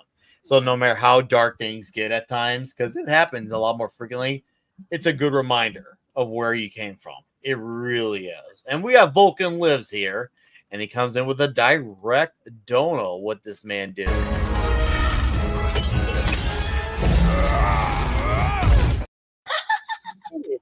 Vulcan never gets old. 25 direct donation says, I can't leave my boy TZ hanging tonight. I'm looking forward to meeting the first ladies of the Rippaverse in Denver. Yeah! Bring in my copy of No Restraints Play for you ladies assigned. Thanks for being here. Wow. Thank you. It's absolutely our pleasure. And Andrew, are we going to be cosplaying our Resident Evil characters at Denver? Is water wet? Maybe. Is the sky blue? Maybe. You got my attention. Nice.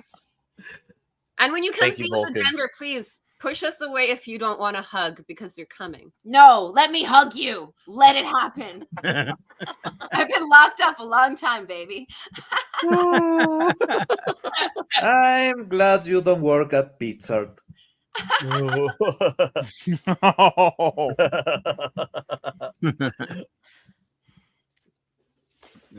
dark? Lord. At PETA?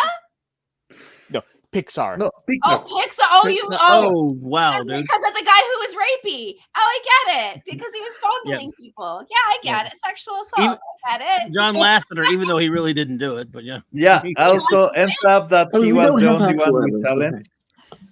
Did he get fired for hugging or being inappropriate? For hugging. Hugging. Yeah, for hugging Basically people. hugging. Hugging is probably the nicest thing you can say. That's the craziest thing. Because, like, everybody hugs on sets and in movie business. We're just Unfortunately, in the current climate, everybody hugs in business in general. People can try and skew otherwise benign things into something that they're not. It's wild. We can't tell a compliment from an assault anymore, you know? Right? But that's what the media said. They basically made it sound like he was raping people during porn. Oh, yeah. They went after him. He was just hugging people. That's like the guy who got fired for saying a dick joke. It's like, Where's your fucking sense of humor? Been known to happen. They needed to get rid of anyone with talent to bring in the dumbasses. That's the worst part. Ends up that he's the only one that actually does something in the company that actually has talent. And since they fire him, the Pixar movies have gone to hell. So, well, what's crap after that? It's hilarious. Jesus. It's like shooting your foot in the middle of a race. Want to get rid of people with talent. As soon as the no talents get in, they're like, "Uh-oh, like Eddie Murphy. They never wanted him to succeed on Saturday Night Live, even though him coming on almost single-handedly saved the show." And they're like, "Shut up, Eddie." Yeah, he was Saturday Night Live. He was. He was the king of comedy then. Yeah, you know, absolute king I of still comedy. can't forget his Mr. Rogers parody. Oh, Robinson. Yeah, Yes. Mr. Robinson's Neighborhood. Liked it too. Yeah, that's true. It was hilarious. Me and my friends did a parody of it ourselves a couple of years back. Thank God we were black kids. Funny stuff.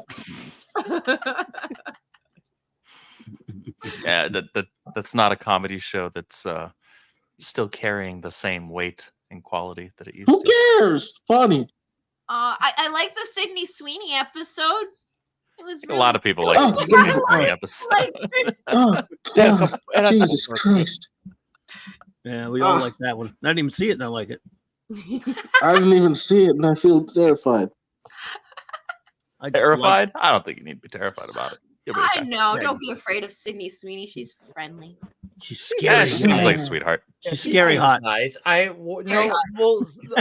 so Bobby said it right. judging by from the videos and photos around, she seems like a human being, which it's like someone you feel like connect to and have like a regular conversation with. She does actual real life things, not someone who has her life handled there. I really do appreciate that aspect. It's like, no, that's cool. You automatically could have a conversation that wouldn't feel awkward after 2 minutes. You could break the ice with someone She like seems that like right away. A cool nerd too. Like everybody kind of took a shit on Madame Web, but she was so excited to be Spider-Woman. You saw her practicing in her little suit, reading the comics, and you're like, she deserves another super. She was the only one doing so. Yeah. Oh man. The only who actually cared to do her homework. Imagine that. You know, I kind of, if like dream casting, I think she would make a really cool Painkiller Jane. Like her with red hair and like an R superhero movie, because we've seen her be so pretty and hot and everything, but I'd love to see her be like an anti-hero that just fucking is like a Terminator. No, I she seems like a shoe-in for a Felicia Hardy. I think they're doing that because I think her and Zendaya wanted to work together on the new Spider-Man. I think it's that would definitely put the men in the seats just by her being Felicia Hardy. It straight up would. It straight up would. And it's fan casting because everybody saw Madame Web and they're like, "Can you be Felicia?" And she's like, "Sure, whatever you guys want." Imagine that. Like once upon a time, that was like a thing that was happening pretty frequently. Now it's just like now it's like a unicorn sighting. Well, she basically now we'll do it just to kill them nowadays. off. Hi, John Krasinski. Don't you go there, Caster. I don't want to talk about that. Okay, my buddy Mike has bad news. Says, I plan to be at Denver Fan Expo, getting all the hugs, and I'll have a plan so I can sign all the NDAs. Andrew, thank you, Mike, for $5. Hope you're well, sir. Tell you Bloodroot's secret. Go ahead, take it away. Bonus points. Okay, I want someone to bring to one of the conventions an NDA for Andrew to sign. Ooh, that's a good idea. He'd probably make the NDA himself. We need to make some addendums to this first before we do. Mohammed, maybe. What's up, Conquest? Says I finally got around reading issue 51. Fantastic for what an awesome issue. Someone who was hated, the greatest of all time. Dude, yeah, that's an all-timer. That's in the pantheon of 10 out of 10 comics. That's like an 11-1 out of 10. I just made up my favorite number, 11-1, for that issue. 11-1's a great number because it is that good. I'm glad you get in there, buddy. And you know who I had signed my copy. So. So I can't even imagine. This is probably going to be the last time I've had twins in front of me. So I need to confirm one theory. One of you cover your ears. Okay. Oh, come on. Let's just. Okay, one of you open. One of you just. Your idea. Only one of us, bro. Oh, one of us? Yeah, Why? one of I'm you. sorry, not One of the Okay, Okay, the one on the sure. left, cover you. Okay. There's a table. There's 5 apples on that table. 1 green, 1 yellow, 1 orange. You can select 1 apple. Which one will you pick? The green one? Okay, now cover your ears and tell the other one to open them. You listen. Wait, Okay, yeah, what apple are you going to take? Actually, shouldn't I be able to listen? Wait, what's happening? Yeah. I feel like I'm in a mental experiment right say, now. what apple are you going to take? Wow. Feels very World War II in here. What's the question?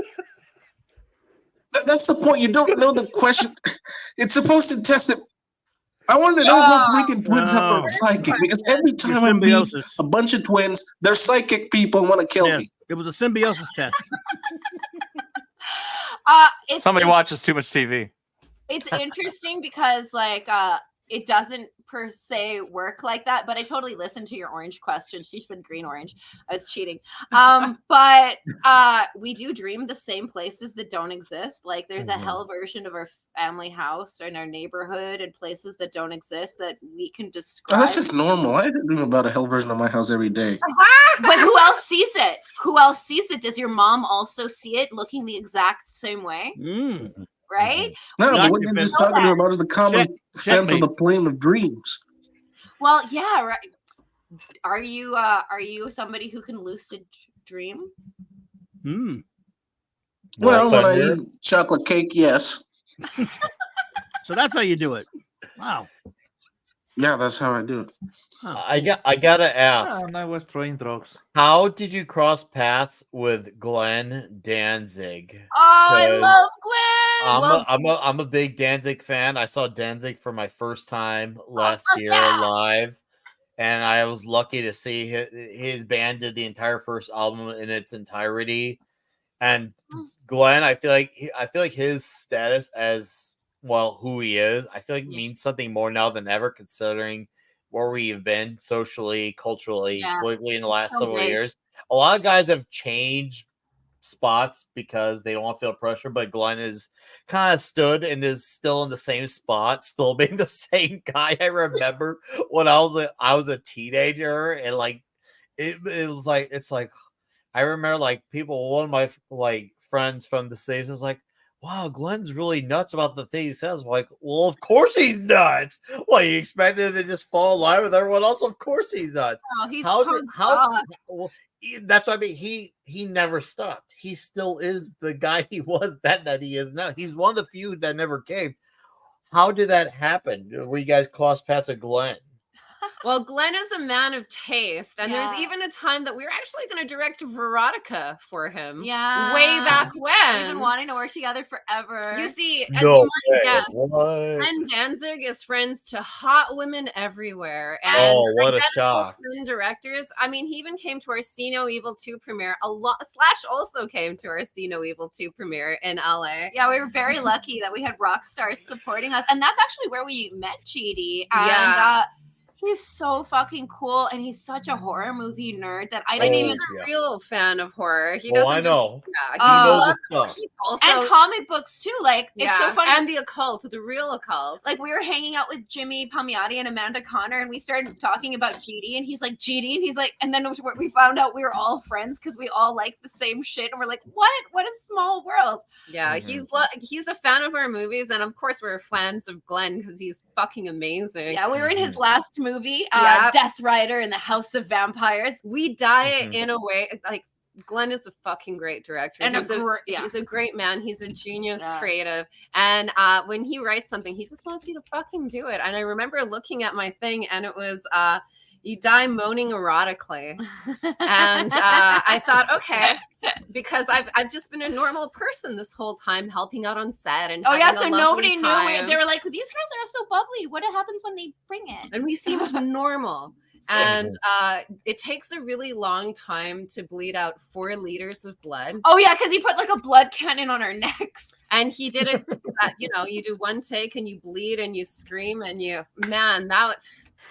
I really, really want someone to watch Death Rider because it's a very sexualized, violent, fuck yeah movie, and there's nothing quite like it. I mean, Devin Sawa's starring in it. Eli Roth is in it. Fred Armisen is the vampire that eats me. Yeah, it was his first horror movie. And I remember because I know how GD works, and I knew if there was a take, all of that take could be in the movie. So until I hear cut, I don't stop acting.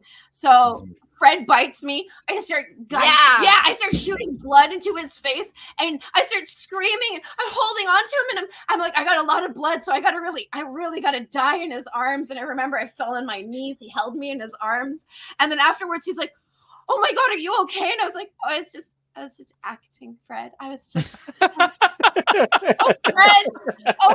I made it too real." But yeah, and I remember I moaned orgasmically, and I remember it was the direction. It was the direct, and I remember the whole crew was like, "Oh fuck, it feels like a GD music video." Oh, of course. What the fuck else are you gonna do? You're right, Fred. That's one of my real life buddies I've hung out with. Yeah, he's such a good dude. Yeah. I'll give you one based GD story because this is one of my favorites. Glenn Danzig was actually offered the role of Wolverine. Oh, yeah. Oh, I'm aware. I'm aware. He said no, because he doesn't want to work with that fucking pedophile Bryan Singer. Yeah. No, I've always been based like that. If you were a piece based as fuck, Glenn Danzig will call you a piece of shit to your face, and you're really lucky if he doesn't punch you. Yeah, he taught me that sometimes you have to punch somebody in the face because they're asking for it. It's true. It's absolutely true. Yeah. Yeah, he's just amazing. He's such a sweetheart. And, thank God he exists because, a lot of people are pussies and afraid to say what they think. And for every person like that, there is one Glenn Danzig. Yeah. It really is. Like, his star really shines that much brighter nowadays. And when I saw him live last year, that was my first time ever, which is crazy because he's been involved in my life for like 2 decades now. And it was like I finally now got to see it, and it was just awesome to see because he's still now like his attitude is still there. Wow. But the fact that he could sing the way he still does his age, yeah, it's crazy because I can understand age is the thing. It happens, voices, they do kind of wane down a little bit because it's just the natural order of things in life. But he still has it, and he also definitely displayed that attitude still on stage. He still has. He does not lost it one bit. He's so great. Well, there's no bullshit with him. That's not an act. That's it. And it never turns off. I love that. Oh, that's fantastic. So okay, so now that we're an hour and a half in, I've had a good amount of drinks. It's been fucking awesome. The super chats and direct donuts have been good. The crazy improv conversation has been really good. And there's a great amount of people here in our chat. Thank you for being here, by the way. And to the new subs, thank you. Hope you like what you're seeing. Let's get into this Rippaverse because this is a thing for you guys that you're heavily involved in, not just with the comics, but with the lore aspect of it all. So I remember when the government response to the thing happened, and I remember you guys were on a stream with Eric for your first time. I'm assuming that was your first time with that. I think it was like late 2020, maybe early 2021. I was like, oh, I remember those ladies. They wrote that Black Widow con because at my shop at the time, that was a big deal of a mini series at the time. Thank you. And I'm thinking, oh wow, that's cool. He got them on because I remember I got into him because of his comic videos, and I remember when he was praising your comic, and I was like, oh, I wonder. I didn't think that was ever going to be a thing that you guys would be on a stream. And I was like, oh, that's cool. He enjoys that comic. That's cool. And before you know it, I happened to be up one night, and you guys piped up on one of the streams. Like, oh, that's cool. This could be a conversation to look forward to. This is cool. But if you had told me then that you guys at that point And now here we are, 3 or 4 years later, assuming if you guys remember that I conversation. do very well. Okay. I remember. And I never thought that too. I remember always watching Eric, and Eric is very outspoken as well. Oh, I know. That's why I got into it. Oh, him and Gigi, because Gigi does comics too. I feel like I want to make them do music together. I would cry half of half. I would love if those two got together. Let's get that going. Oh, you heard it here first. But watching Eric talk about comics, I was like, man, I wish I could so unabashedly be as like direct as Eric, because most people will be like, shut up, bitch, but no one will say shut up, bitch to Eric. So I was like, yeah, Eric, you go for it. And the fact that he loved our Black Widow, it was Trinity at 2nd Street Marvel that actually handed it over. And Trinity really liked that we took a strong anti-pedophile stance. We had that. Yeah. Okay. Mike. Yaira ends with. You said I couldn't spoil Yaira 2 to 100. You almost forgot Yaira 1. Can I say my favorite villain from Gooding? It's coming out next month. Oh, can I just say the name? I can't even say. Why can't I say the name? They won't even. His name hasn't been revealed yet.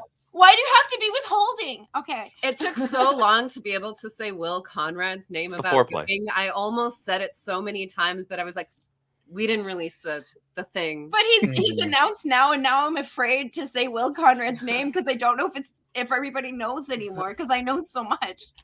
But going back to Eric, since that was actually your question, I really dreamed that one day we would be able to work with Eric, especially as the Rippaverse started up. We weren't hired for Yaira as soon as like ISOM 1 launched. It was during the campaign that we got brought on.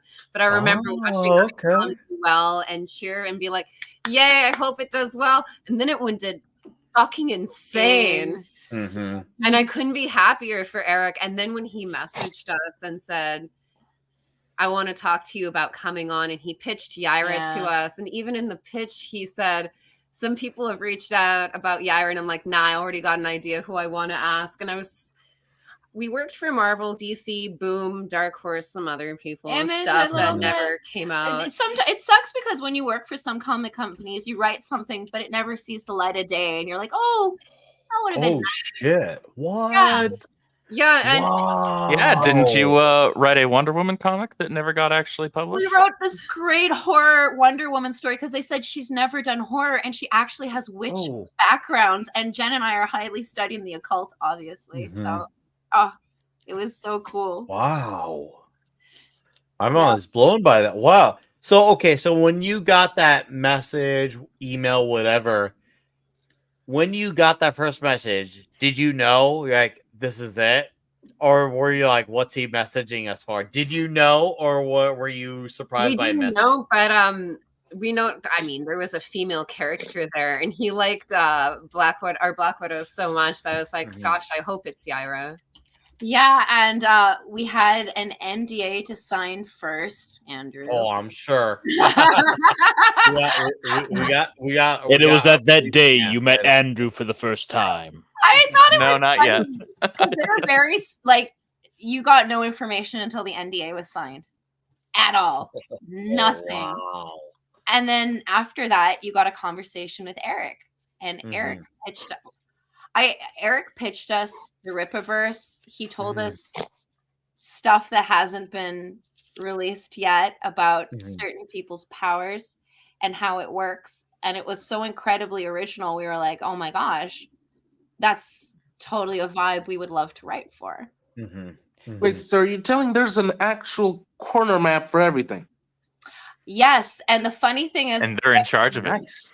There's a map for everything, and Eric has everything mapped out. So every time somebody's like, I didn't learn everything in ISOM 1, I'm like, but ISOM 3, you have this beautiful arc. And it was the first comic. He just went into this very ground level of what's Floor Spark, what's going on, introduces Alpha Core, introduces Yaira, introduces all of this stuff. And you're like, holy shit, what happened? And it's just such a fucking well thought out thing. Like when you talk to Eric, he could tell you what's happening 5 years down the line with this character and this character and this guy and this guy. And then you'll talk to him and he'll just have made up a new guy that's fitting into this other thing. And you're like, oh my God, it's just like so exciting. It's like nerd heaven. Do you feel like, oh, go ahead, Caster. I'll let you take it first. I'll go second. I suppose that sort of answers the question I was going to ask about how much of going into this project was already laid out before you two came on board. Well, with what there is a lot of the universe, like why the universe exists, where the powers originate from, what the big bad and the greater goods are, things that won't be revealed for a long time. We know a lot of that. And when he gave us Yaira, he said, this is who she is. This is who she isn't. These are important things in her backstory. And this is where she is now. Can you bring that all together? So you will find out in Yaira 1 a little bit about what drives her. You'll find out why she has the personality and the attitude that she has. She's not just a cold person because she may or may not have ice powers, which I don't know if we've confirmed anything. Come on. But I keep saying Ice Queen and Frosty, but that's people know the word usage. People know. It's too big. It's kind of obvious here. Okay. There was a moment where we didn't know if Dr. Sally was her, and they're like, that's a spoiler. I'm like, but her hair is blue. We had to wait for a fan to point it out, and then we're like, yeah, Dr. Sally is. But to be able to take a character that's so strong and start at the beginning, when we got brought on to do Black Widow, we got a really nice compliment. Hey, do you remember what Black Widow used to be before the movies happened? Can you make her like that again? Because we've really lost her strength and her deadliness and her ability to manipulate. I mean, she was like very, very dangerous to be around. I first got introduced to her through like the girl that was too good to be dating Matt Murdock, one of the many. Yeah, Matt had quite a revolving door of them. All of them, wasn't it? A revolving door. Oh, that's true though. He had Karen Page. He obviously had Natasha. He had the blind girl. Echo. Heather. Yeah, then you had Echo. Heather. Yeah, Heather. Like seriously, Matt. Like outside of Peter Parker, Matt Murdock was a godfather of Hell's Kitchen. He had his own train that he was leading. I may have laid a subtle WWF Adu reference there. You may have understood that reference, but he had his own train. He was getting going there, and man. Oh wait, is that a reference for the amount of sex he was getting? Well, yeah. There's a lot of sex happening in wrestling. I've never heard of that. Oh, what? I work for the WWE. Well, I mean, it's basically. I mean, it's pretty much. I mean, you ever seen a wrestling match? I mean, it's pretty much just gay sex all over the place. Yeah, that's why I started watching it. I thought it was softcore porn, and then I was like, "Oh, they talk too." Oh, you gotta watch sorry, wrestler friends that may or may not be watching. Then you absolutely. Before we'll get strapped back into it, but you definitely love the original Top Gun, then. Yeah, I mean, if you've ever seen South Park, they clearly explain why it's pretty much just gay. Dude, I remember when I saw Maverick at the advanced screening. I was just like, there better be a screening that's similar but different, and they did. They got Miles Teller, but this time they're at a different type of beach, and the guys were a little bit more brutal this time. They got a lady involved. I was just like, hell yeah, man, hell yeah. I love. Oh man, Vince McMahon is a shit show. Maybe we'll say maybe. I'll say maybe because I don't know because I still believe in wait till the details, but maybe. You know, he was set up because there was he was paying 6 figures to do that, but there was a sale in progress, so the hush poop money didn't come, so she had legality to make. He was set up. They were trying to get him out. They were trying to they knew about that for years. I know there's it's distasteful what he's done, but I will say that for the act to have happened to the young lady, she definitely had to stay still while it was going on. And a lot of people don't know this, right? But the building manager who set this chick up with him was another chick. So she was watching Vince and these chicks. And she was planning something like this. So they had a fucking oh, hey, you don't have any money, but you'll whore yourself out to this guy. Let's wait until he has that sale that's going over for his company, and his check is going to bounce. And then you can go to a lawyer and be like, hey, I was shit on for free. And they're like, oh my God, by Vince McMahon, we're going to make some money. Here's the thing with Vince McMahon, and I won't go too down the well with this. I believe all of this with Vince. However, what I question is the unwilling to do it. That's where I question it. Because I know Vince is crazy. I've known that since I was in middle school. I always know he's crazy. I have to question Vince McMahon is crazy. Oh no! Don't you say that. That's the part I do question, the willing versus unwilling. I will let that part. I'm sure everything about this, as far as what happened, is true, but versus the willing versus unwilling is where I'm like, this is what I want debated, because how do you get in that situation? You don't have somebody telling you that they're gonna fly in wrestlers to gangbang you unless you said something or did something along the way where they're like, yeah, well, I remember text messages. Show me your first text. Yeah, show me your first text, like the Army Hammer text. Did you ever see the other side of that? What that chick was saying? Yes, she was insane. It was disgusting. And then she just like snip, destroys a man's career. And I'm like, he was talking about they were talking about, they're both bad at dirty talking. They're both bad at it. Like they should both be banned from speaking sexually to anyone for any reason ever in the future. But to just snip and be like, Army Hammer is a grosso.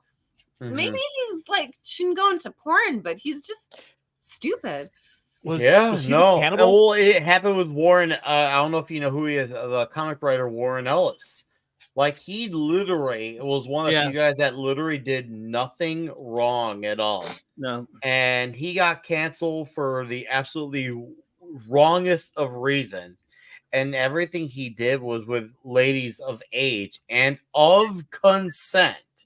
And then somehow he got canceled for it. I was just like, your fucking mind. Yeah, I know.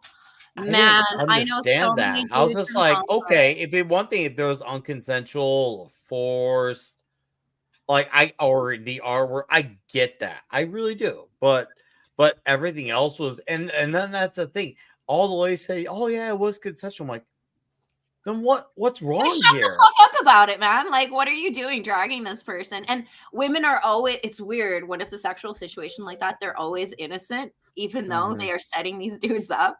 That I see. That's a part I didn't understand with Warren Ellis. He was a guy, I'm like, he literally did nothing wrong. And I remember, like, at my comic shop, guys were like, oh yeah, Warren Ellis got canceled. I'm like, did you actually look into like the fine print? Did you actually read the fine print on that? Never do. And they don't. And I had to put it in front of them because I'm gonna be that guy. Once again, I had to be the GD of this. And like, oh, good for you. And I either got it was either a mixture of, oh, I didn't know that, or how dare you have this. It was both ways. It was I'd say it's about a 60 split. 60%. Oh, I didn't know this. The 40 split was, how dare you have this? The 40% was mad that I had this. It was like, mad that you have that I had this. Mad that you have evidence. Wow. Well, you're right. And imagine that shit. And yes, Warren Ellis is a genius. Fuck yeah. My buddy Wes from Thinking Critical. If you guys don't know Wes from Thinking Critical, you should. Shout out. His channel is fantastic. Him and I have been doing a weekly read through of Planetary, which has been a mind-blowing comic experience. Wow, we're on issue 17 now. Issue 17, and it's been we're right now doing that. Yeah. And we're on Kick-Ass Volume 2. Superior is next. I thought we were going to do Superior now, but then he's like, no. Kick-Ass Volume 2, then Superior. I'm like, I want to get the Superior now. Superior's shorter, so we'll let I know, but I like. But yeah, it was good. He doesn't want to wait to open up his presents. I like Superior. That's another guy we gotta try to get on his Mark, because that's a conversation waiting to happen. It's having Mark on to talk about these things. So, Mark, if you're out there listening, shout out to Mark Miller. Straight up, shout out to Mark Miller. Such a cool guy. Oh, he's the best. I know. He is way too nice of a gentleman. If you're out there, Mark, listening, seriously, like I can't wait for your Nemesis sequel. Like, man, that like I'm just waiting on this Jupiter's Legacy. it's been almost Jupiter's 2 Legacy years. finale. Well, it's coming this fall. The Magic Order finale. Yeah, the Prodigy sequel, Nightclub sequel, and then Nemesis Rogue Gallery, which is right after his awesome big game, which I can't wait because between Wanted, Nemesis Reloaded, and now Nemesis Rogue Gallery, it's just like, holy damn, like how's this character gonna have his retribution? I'm actually genuinely frightened of his retribution. Matthew Anderson of Nemesis. I'm frightened of his retribution. But Mike has bad knees. For $2 says, who is the biggest actual nerd than WWE? Well, if you had to tell me during the Attitude Era, I would say the Hurricane, but I might be wrong on that current year. I'll let the ladies take that one. I know one of the most CM Punk is fucking awesome because he loves indie horror, and I remember he watched Dead Hooker in a Trunk and Hobo with a Shotgun, and that's how we became friends because he tweeted about it and my phone exploded, and I was like, oh my god, dude, thanks for watching my movie.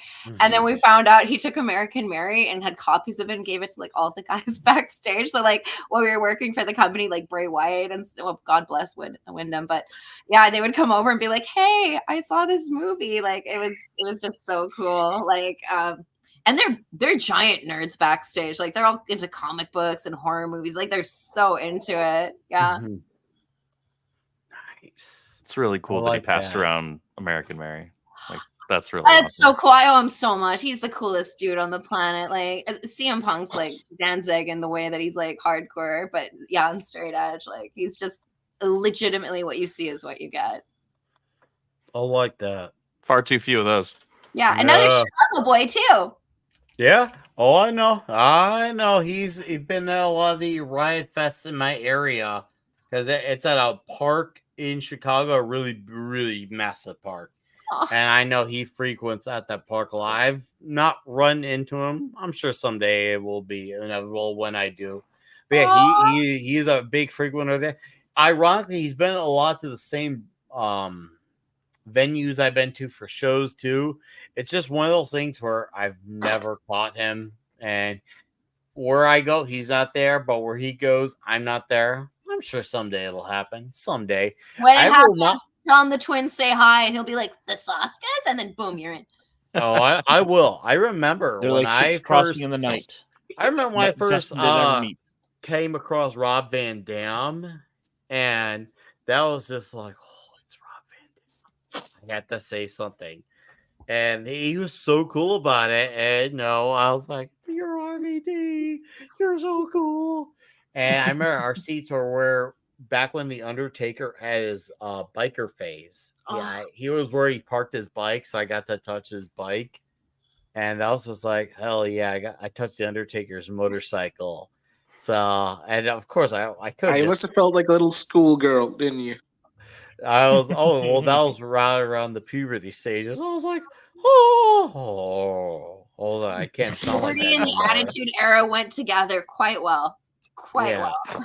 It was like, hell yeah, I can't believe this is happening, but I was happy that it did. And yeah, that was sadly the only one of two events that I've caught this. I caught a house event, which is actually really good. And now SmackDown I caught. And I'd like to catch one again if the timing is right. I did catch WrestleMania. I did actually catch the last one was so good. I caught all of night one. Now I got a buddy who night two. Here's where it gets interesting. I caught the main event night two, and now this could be you decide if I'm a casual, a normie, or a fan anymore. I enjoyed night one. I did. I thought it was a massive improvement from what I saw back in 2015 because I was straight up angry about the Sting Triple H match. Not just about the outcome, but Sting with his bozo hair. I liked night one. I thought it was good. I thought the tag team match was really good. I thought the one with the tables, ladders, and chairs was good. Then I saw the main event. I thought, oh crap, this is really good too. It's clear that The Rock still has it. He still has it. I thought it was really good. He kind of even carried the match, dare I say, to an extent. I enjoyed it. Night 2, I caught the main event. The reason why I only caught night 2's main event was I didn't know they became a 2-night event. Because the last I saw was 2015, and then here I am in 2024. Yeah. And I thought to myself, oh crud, they did 2 nights? And it was kind of like a Thanksgiving thing. It was like, I'm kind of full, but I'm curious at what happens with Rhodes with that main event. So I watched the main event to see Roman Reigns finally fall, because I had the context filled in for me that he finally fell after 3 or 4 years. Yeah. Because I was really big into it during the Attitude Days. I think I fell out around 06, 07-ish. I could be off on my years, but we'll say probably right around when the Chris Benoit thing happened. We'll just leave it at that. But I would still try occasionally check in at WrestleMania. And remember, the Sting, I was already mad from Taker losing his streak. I was already very mad. I was very mad. And the only reason I watched the following year was to see Sting at Mania. So I was already mad. Very mad. And I was like, I just watched it just to see what Sting could do. And that made me even more mad, because I was like, the one guy from WCW, and they made him look like a fool. And I thought that was like, they could have done him any dirtier. Like, I get it. Triple H is good. I even think he gets too much flack, but the fact is that they had Sting brought in just to have him lose to Triple H felt like hey, your company was never worth shit. Yeah. I hated that with a passion. And then it was even more confusing because they brought the NWO in with DX, and it was so confusing because I remember the NWO was against Sting, so none of that made sense. That the fact that they're now siding with Sting all of a sudden, because people are like, oh, but the Monday Night Wars. I'm like, yeah, the Monday Night Wars one is NWO versus DX, but the NWO didn't like Sting. They were rivals. This doesn't make any sense. So I was like, everything about this does not make sense at all. And I was so mad Triple H had that win, which is weird because he's usually good about putting other guys over. But why did that one win happen of all the wins? That had to have been a Vince thing. It had to have been. Man. I'm sure that's my conspiratorial bubble that it had to have been a Vince thing, especially since he was married to the daughter of the boss. He had to have been, no, you're gonna go out there. I can even see Hunter, and maybe I don't know him. Maybe I'm being generous and saying I can see him saying, "Oh, I should take this loss to Sting." You know, I've had my wins, I've had my losses. I've had no problem putting other guys over. Triple H That's a really good. Maybe we should let Stinger have this one. It is his debut match, and then it's Paul, not Hunter, but Paul. You go back out there and you're gonna win the fucking match. Don't you tell Stephanie. And then that was it.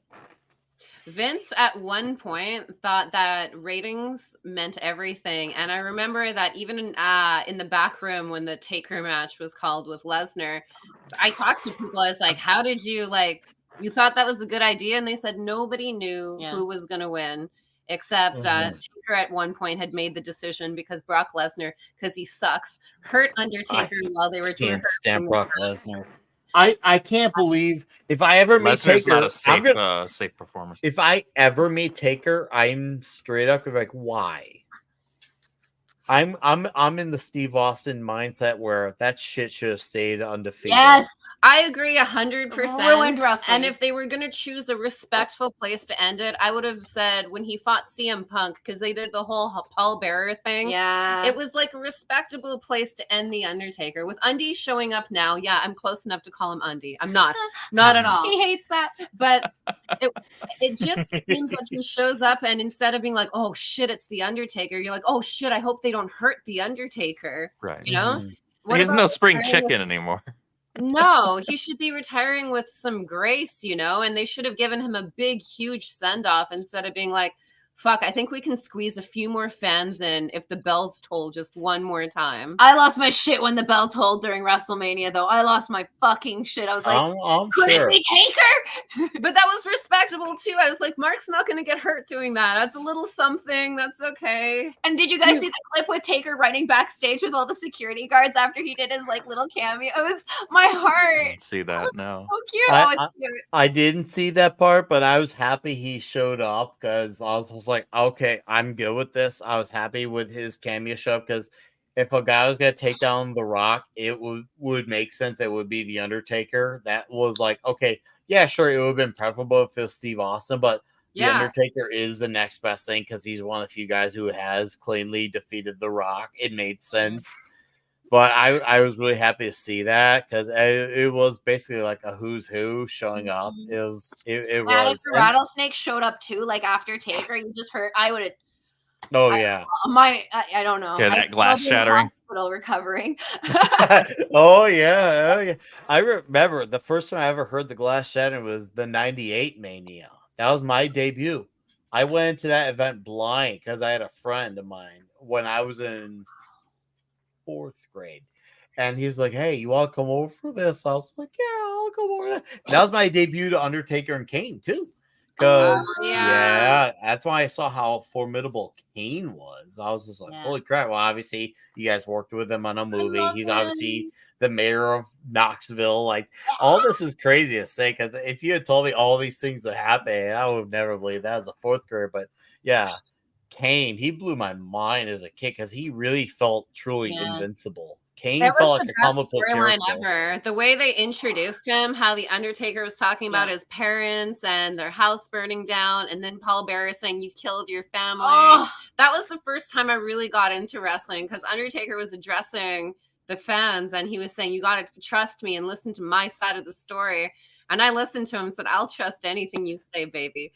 It was a very black metal arc. It was as black metal as it got. Seriously, those guys were they may as well just wore some war paint and called it a day. And it was a black metal the Heartbreak Kid the whole time, who's like the other spectrum of wrestler, my favorite. See, I'm a Bret Hart for that. For me, I appreciate Shawn's high flying, but Bret Hart was the technician. Yeah, it's kind of like the same way I appreciate Regal over when he made Goldberg look like a fool. Even though Goldberg was considered on the rise at the time, and yet Regal's this guy who knew people were like, oh, he's just some British guy, but yet Regal. Do you know about the whole Regal Goldberg? No. Oh, we were WWF girls. Because of the Monday Night War, we did not go over there. I started WCW and I transitioned to WWF after WrestleMania 14. But before WrestleMania 14, Goldberg was known as this guy who had an undefeated streak. And when he was on the rise, there was this one guy, this British guy named William Regal. And he was supposed to be a guy that Goldberg was supposed to, I guess you could say, make look like a fool. And it ended up being the reverse. Regal made Goldberg look like a fool. Oh, wow. And it's become this conversation that Regal cannot get himself out of to this very day. Because he made Goldberg look like a fool. Because he was supposed to, it was supposed to be a squash match where Goldberg did his work in 2 minutes. And Regal just made him look really bad, really bad. I need Goldberg, to check out that match. Oh, what? I'll show you the match, but man, the fact that these two have had this feuds, real life feuds, since that back in '98, that's a feud that has not died down because of that. It's kind of like this Shawn Michaels, Bret Hart, Montreal Screwjob, which obviously did get the hatchet buried. It did. Yeah, Shawn apologized. He did, and I'll give him credit for that. I remember when he came back to face Hunter. It was cool to see Hunter, but him and Taker had great matches. Yeah. But anyways, let's bring it right back to the Rippaverse because we went on a great wrestling tangent, and that's natural because we have fans on the panel. But I love it. There's wrestling in the Rippaverse, the SSW, WL. That's perfect. that works out. And once again, it's a hand in glove fit for you more than you both probably realize when you sign up for. Like, wow, so much. There's this comic book universe, and there's already a wrestling thing. We don't have to establish it; it's already there. We actually did a wrestling storyline. It was never released from Boom Comics, but we did year 1 of Ronda Rousey. Oh, she came in and changed the women's division. She took them from being divas back to being superstars, which was amazing. And Boom actually never released it because Ronda left. She had a very brief stint there at the WWE. You know, she probably it's like going to the zoo, the WWE. You love seeing the animals, but when you find out how they're treated, it changes the way that you look at things. And you've seen the movie The Wrestler. Oh yeah, I like really the movie. Uniform. It's a really heartbreaking industry, and they're not treated. I mean, everyone thinks, oh, you're multimillionaires, you get treated like kings. Nah. It's a really rough job. But one nice thing, last tangent about wrestling. Sorry, guys. Yeah, go ahead. Now with Hunter in charge and how Cody won, you could tell it was different. Like it's a new WWE now. Like if you want to come back, come on back. It looks fun. So would you say it's probably it's worth jumping into for someone who has never really been into wrestling? If you haven't been into wrestling or you got burned by wrestling, come back now. It's a really fun, exciting, good time. It seems like what they're going for is fulfilling rather than just getting rage farming, which is nice because if the stories are there and the matches are there and the chemistry is there, then it's great. Yeah. No, that's important because I want there to be new talent that rises up, and I feel like they've always had it. It's more of how they've utilized it, or not utilized it. Or lack thereof, and that's unfortunate because I get it for like Saudi Arabia, they didn't have some classics, but that should be the opportunity for the Saudi Arabia crowd. Like, hey, you know what? Could be our opportunity for our generation to capitalize on this character, but instead they're giving them hey, well, you can take what we've had before. It's like, yeah, as far as nostalgia goes, sure, but that's nothing more than a short-term victory, and I see that as someone who has nothing but nostalgia. I'm still aware that that's a short-term victory. You still got to be aware of what's coming up, especially if there's potential. It's one thing if the talent straight up sucked, but it's clear that there's talent out there that is formidable and has potential, but it's being written off just to fulfill these short-term goals. And that's unfortunate for the new guys who are ripe with potential. It's true. So, Pinochet's helicopter tours. Without ruining NDAs, can you go into what Eric's pitch was like and how it's different from, say, the establishment? Well, one thing Eric said is that Floor Spark in our world is a magical world. Like you're not going to see a current president show up in the Rippaverse because it exists in its own universe. Very much like Marvel. And that's how it should be. Yeah, it always used to be like that. I remember that there was the 9/11 issue of Spider-Man, and it was very upsetting. But it just didn't make. I mean, it didn't make sense. It did not. Yeah, I remember there was once this every day almost, and someone stopped it in New York. There's like 30 guys. Where was Thor? Where was anyone? Where was literally anyone? Iron Man. There was also this weird thing. I don't know if you guys. No, we gotta have Dr. Doom show up to cry. Yeah. That doesn't make any sense. That's He's done worse than that. Yes. And happily, as soon as they started to do that, and yes, of course, 9/11, very bad, very awful thing that happened, but you don't need. But it doesn't make sense in a world where there's guys who can literally crush a country with a fart. Dude, that issue made no sense, especially with the villains in mourning. It's one thing when the heroes are like mourning because it makes sense. We expect that from our heroes, but when the villains are that way, Dr. Doom gave a crap. That was what, most of those guys caused horrors. Seriously, just horrible crap. I mean, some of them actually enslaved other planets and murder their people just for fun. Yeah, but your favorite Booker work on Building 1, so It did not make sense. And no, Straczynski. That did not make Hume sense. especially. God damn it. That, oh it was yeah. so off. So the Rippaverse will never have any silliness like that. Like if thank you. It's just supposed to be its own world, and yeah, it's obviously every story is a commentary on reality, but you shouldn't be like, hey, that's definitely Don't make it real. Create your own version of it in your world. Absolutely. I mean, there are people that I'd hate in politics that are also loosely based into some of the characters that I've created, but you're never going to be like, oh, she really doesn't like Justin Trudeau.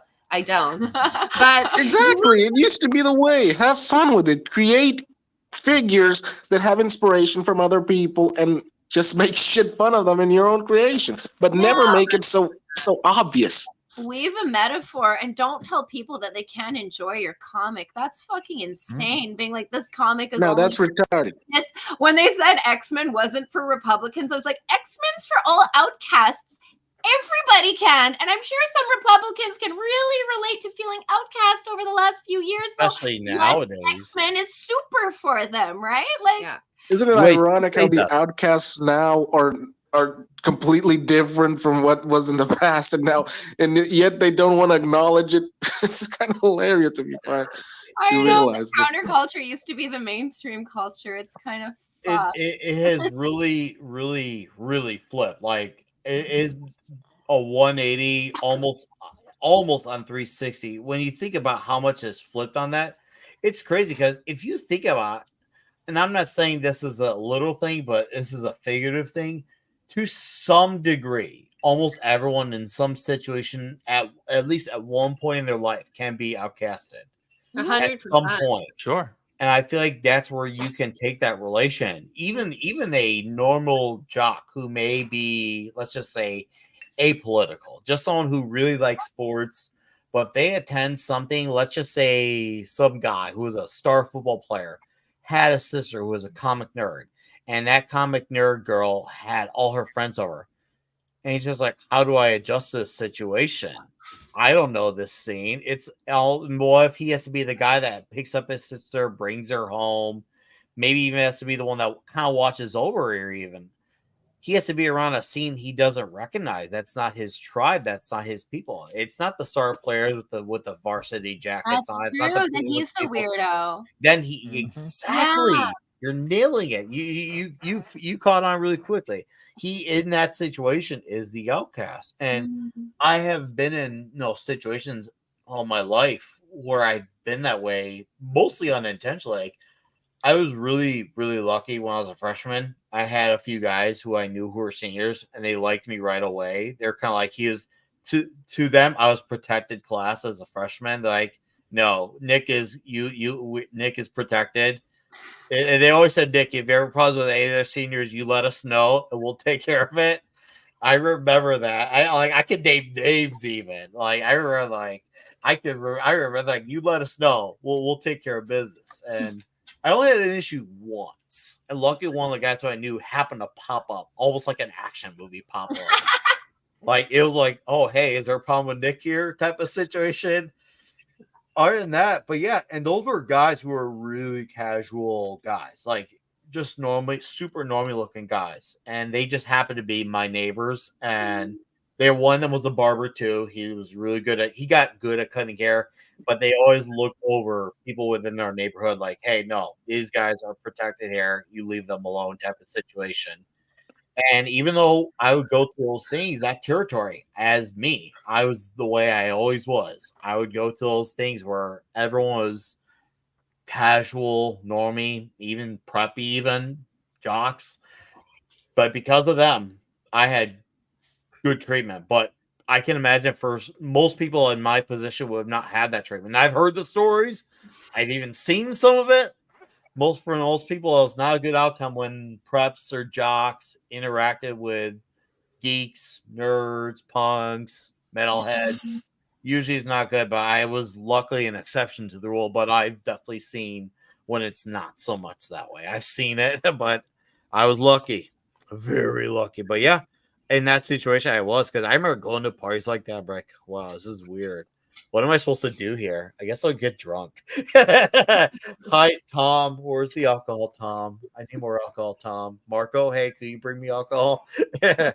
Yeah, I had to figure out how to blend in on those things because this was like I don't connect with this crowd at all. They're not gonna know who Megadeth is. They're not gonna know who Anthrax is. They're not gonna know any of these things. I love that. That's so uniting of people. I'm an identical twin. I'm lucky I always have her, but I can't be anonymous in any group. And because you stand up, you get picked on as well. And most people would think, a jock or a metalhead or whoever doesn't feel like what it feels like to be an outsider. But also the X-Men got their powers through adolescence. It was really a coming of age story. So the powers themselves were a metaphor for, hey, now you're becoming an adult and now you have this power. The best comics used to unite people. And now the big two come out here and say, you're not good enough to read our books. And that's insane. I just want anyone listening very much you're good enough to read Yaira. You're more good enough. Yes. Yeah. I look forward to reading because I have no idea what to expect. I think. But you really should be happy with that fact. Yeah. Go ahead, Fender. Take it away. They're going to be getting a lot more money because they're stupid. With this story, not about the money. It's about sending a message. Yes, the message is I'm taking a bath in the money you refused. You should do that. Fill an entire hot tub with nothing but money and send it to all the modern DC and Marvel writers. Just shit on them for one day. Like Vince McMahon, I have to see the contract first. I don't know. Thank you for hanging out. And if you have to take off, have a good night. Thanks for being here, dude. He's a good guy. He's a very frequent supporter of the channel. I am happy that the big two and so many other like Netflix streaming, whatever, directors, actors saying fuck their audience. I love that audience. Come over here. I'm going to be nice to you. I think it's because I consider us fans first. I'm never going to think that I'm better than the character I'm writing. My God, when I got to write Black Widow, I thought Black Widow is so much better than me, but we can relate on hating pedophiles. So we found common ground. Yeah. Well, it's the beauty one of the nice things of comics as a teenager. I remember when I was going to shops. It blew my mind when I could find someone who liked the same thing as me. It was like you can have that instant conversation with someone. Yeah. And it was almost like when you talk, you could talk like you've known each other for 10 years, but people on the outside have no idea that you two just met. Yeah, because you have this special conversation. I remember so many of those conversations at the shops, and then luckily over time I've gotten to have those bonding conversations where we're screaming at each other at the bars over who's the better Green Lantern. Or so I was like, no, Hal Jordan, no, this That's is so funny. I think that was a conversation we came into. You guys are having a little Green Lantern. Barry and Wally at the Flash, Clobby and Andrew here. Which I'm on Clobby's side, by the way. I love, and I say as a fan of Wally. I'm on Andrew's side as well. There are millions of people who are wrong every day. I'm on Andrew's side. Andrew, I'm on your Andrew's side. Yes, even though I disagree with them, still on your side. I appreciate that. You're that kind of guy. You have that kind of charisma, man. I'm sorry. Oh no, it's not about me. It's about the lovely ladies here. Yes, agreed. That was good time. The fact that he came into that heated moment of Barry. No, here's the thing. Even though I'm a Barry guy, and I'll say this in defense of Andrew, even though I'm a Barry guy through and through, I was still mad with what they did to Wally in Heroes of Crisis. I don't want to go down that well. But I hear you. Yeah, I was still mad for the Wally fans. I was still mad for the Wally fans. That was not cool. And it is not only just consistent in my beliefs, but I know that I have many friends, even my current shop, who are Wally guys, and I was there in defense. Like, no, you can't do that. Absolutely. Wally may not be my guy, but for a lot of my guys, he's their guy. And I'm going to stand up for those guys. Come on. Spoken like a guy. Yeah. What they did, oh, dude, yeah. I remember so many guys were pissed at that shop about what they did to Wally during that story. And Andrew knows, he knows what story I talk about. I don't want to talk about that story. I want to talk about the Saska's experience with the pitch that Eric gave them for Yaira. Because if we talk about Heroes in Crisis, I'm going to get violent. Okay, well, let's talk about that, because obviously be it. You now have Yaira and Bloodruth. I mean, we were excited about Bloodruth because I think the boss really wanted to write her, but everyone was like, the horror chicks. That's a hand in glove fit. Unlike OJ Simpson, this is the glove that did fit. And this is shit that you don't acquit, because, well, when the shoe fits, you got to go with it. And thank you. I will say Bloodruth is a very pivotal comic book in the Rippaverse. It really sets it in a certain direction, and it really if you're clever, you're going to pick up some stuff about the universe through Bloodruth. Yeah, so I don't want to ruin Eric's pitch, because I can't, because that's the big NDA. But there is something that everybody on this planet knows about, and he took that and he used that to build the universe on, and it's something I've actually never seen anyone clever enough to do. And CIA and JFK. No. I gotta ask, okay, do you feel like, especially with this approach, because this is more of an approach that is almost like a pre-internet approach, I actually understand this approach. The way comics is being approached in this universe is a very pre-internet approach. I think this is something that's been forgotten about, especially in the hyper-digital age. Do you feel like a lot of these stories are the type of stories people are going to very much benefit from in retrospect? Yes, okay. Slight spoiler, but I am not going to really say anything. So we've read every single comic, so we know everything that's going on. I got chills reading ISOM 3 because I remember, I read everybody and be like, oh, I don't know about this and I don't know about that. Man, does Eric get that landing. And the shit he has ISOM say, I was like, oh man, I could read ISOM comics for the next 20 years if this is the kind of guy he's going to be. If he's going to do shit like this, if I'm going to have setups to stories like that, it's just like, oh man. And the cool thing is, like, you see like Norfrika, you see Gooding, you see the Horseman, you see Bloodruth. He has all of these characters that are coming from like a ground level, a fantasy level, maybe even a high-tech space level, who knows? But like, there's stories for everyone. And if you don't want an Eric story, if you don't want a Saska story, if you don't want a Chuck story, if you don't want a Mike story, there's also other guys coming on that maybe not even are announced yet that might have a story for you. And like, no matter what, at the Rippaverse, if you pick up a comic, we're going to put our best foot forward and try and make something to really entertain you. And I mean, we're so grateful for all the people that have been reading. Like, I'm so excited for people to have Yaira in their hands, because Deborah drew her fucking heart out on that. And it is an insane, insane book. Like, I can't even remember reading a book like, and I know I wrote it, but like the art on it, man. And if you have a child reading it, read it with them first, because Yaira does not fuck around. She's like, oh, she's just so much fun. It's clear that there's something in the water in Brazil, Spain, Italy, with a lot of these pencilers out there. And I'm all about these people in these countries coming out there and killing it. And it seems like your guys' company is really saying, oh, we're going to take these Brazilian prospects. Doop, doop. Okay, you're ours now. We're 3 for 3 here. We got Igor, obviously Deborah, and Joe. Like, that's crazy. That's a hat trick. That's a straight up hat trick of Brazilian greatness. Is Will Conrad not Brazilian as well? I don't believe so. No. I just did an interview with him. I swear he said he was. Is he Brazilian also? Is there like Is there? If he is, I could have sworn he still lived stateside, but I might be misremembering. I didn't. So it was part of his growing up. Wait, Brazil? Holy crap. Is Brazil doing? Where Grim is. Wow. Dude, good night, man. Thanks for being here. That's crazy. 5 a.m. is early. Staying up late, or I guess early.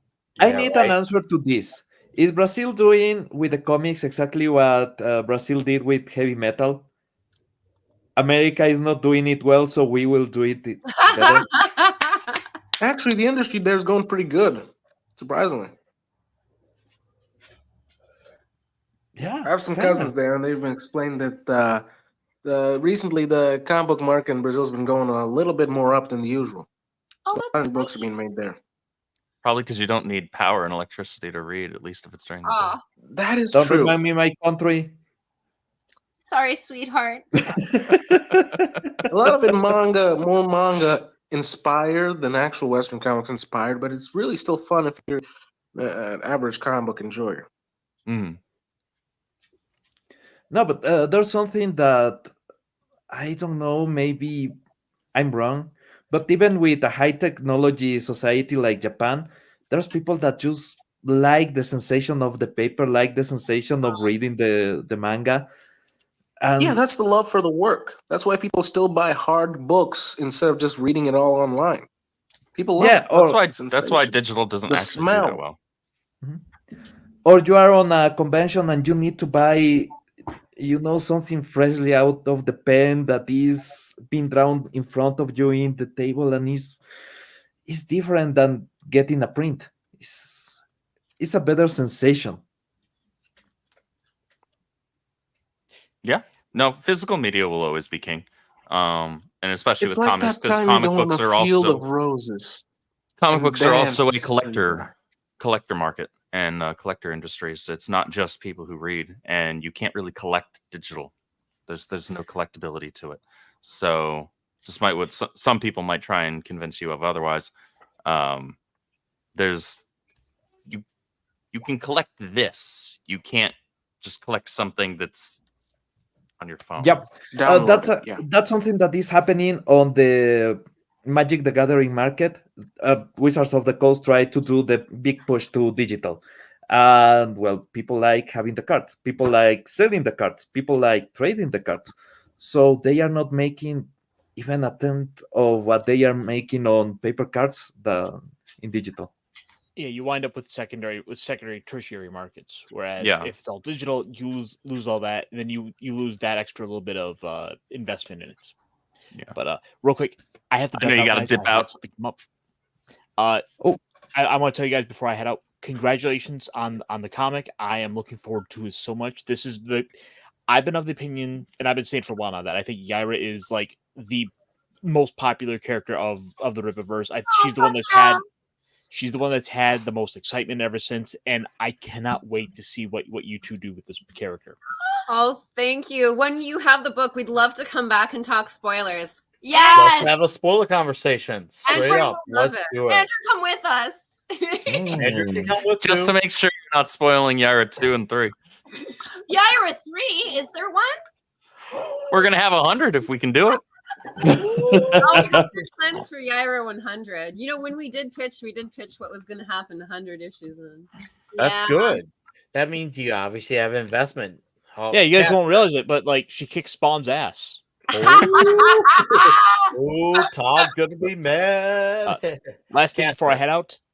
Go ahead, last thing before I head out. Head to your comic shops tomorrow. It's free comic book day. Yes. No sense in free not missing out on free books. Go support the local shops out. Mm-hmm. They can sure use it. Yeah. Nice. Thank you, Caster. You're Peace, the man, brother. dude. Take it easy, man. Dude. Good to see you. Good night, man. I'll see you soon. We'll talk in the morning. We'll talk in the morning. We always do. I like that you talk to him in the morning. Hot. And thank you, chat, for still being here. Y'all being a bigger crowd than now that we did. This is crazy. So okay. You have to be entertaining, even if it's not even an NDA yet. Yaira Bloodruth crossover. Oh, they're having conversations. Blood on the ice, fire and or ice and blood and ice. Yeah. Well, that would be quite the fight. I mean, like Yaira was number one, and then Bloodruth showed up, and all the fans were like, "Wow, Bloodruth!"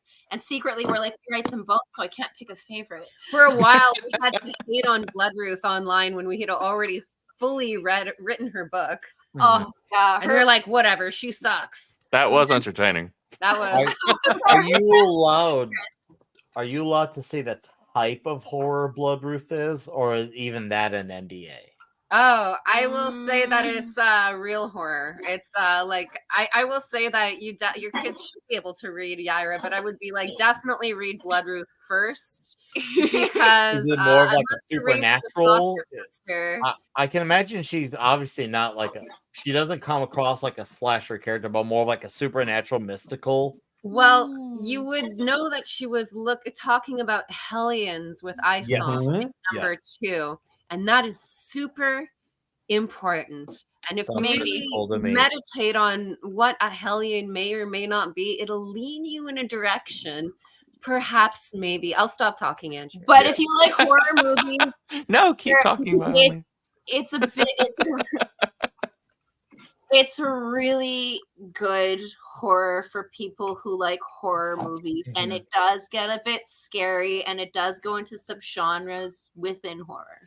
I will say there was a hot minute that we were going to do a Zatanna comic, and I was very excited for that because I always think it's silly that there isn't real magic or occultness in comic books. Like if you saw The Craft, who didn't try all of that stuff and be like, ooh, magic, how exciting. Well, when Doctor Strange had the magic like spinny ring thing, I was really super disappointed.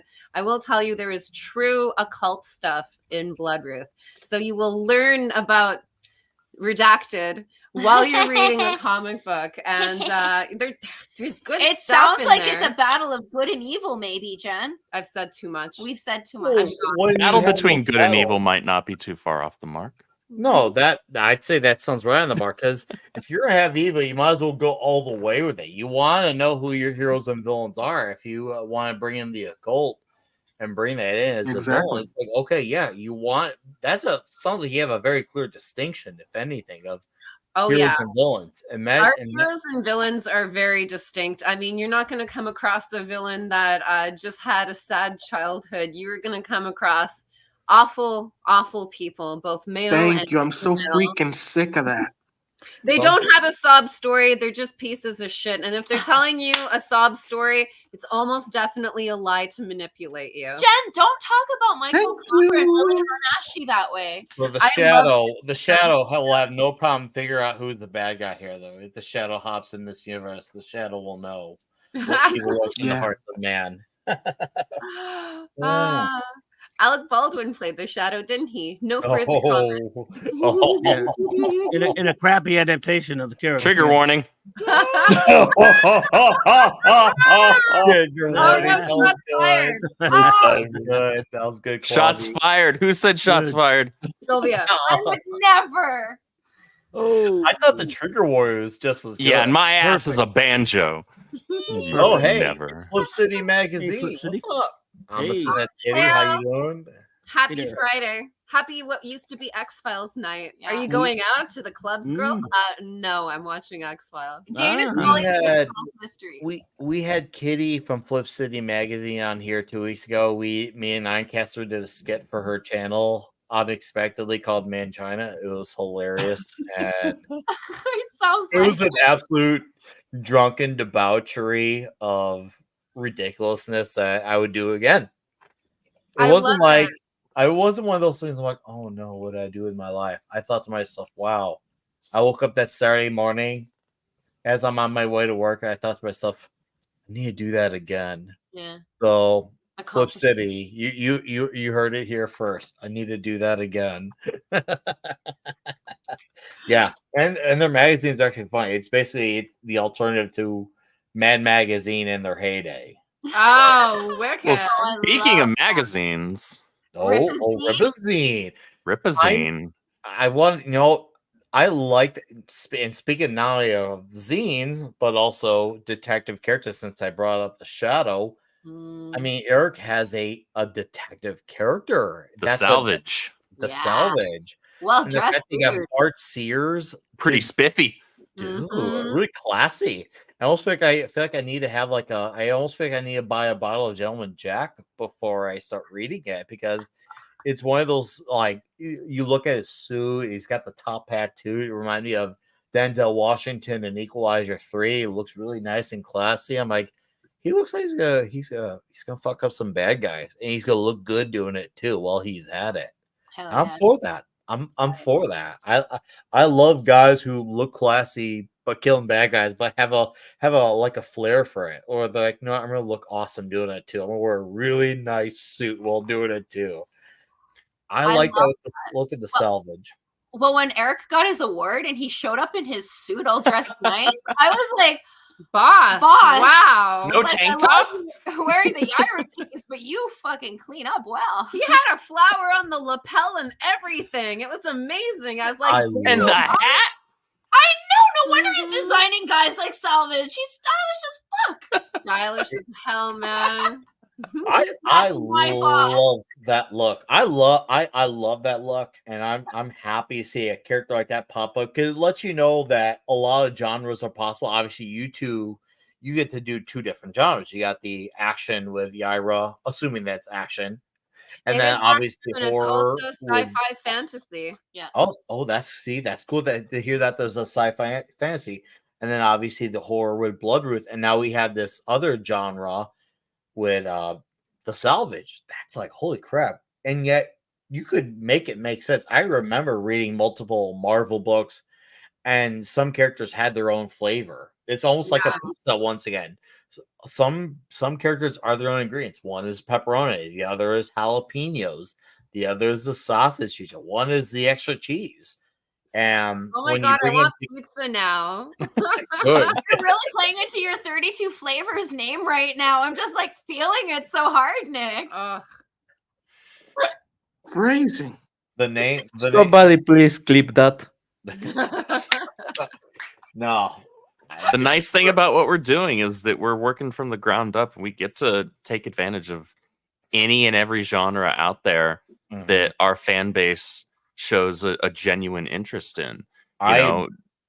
People wanted some horror. People wanted horror. We're like, okay, yeah, we'll give them horror.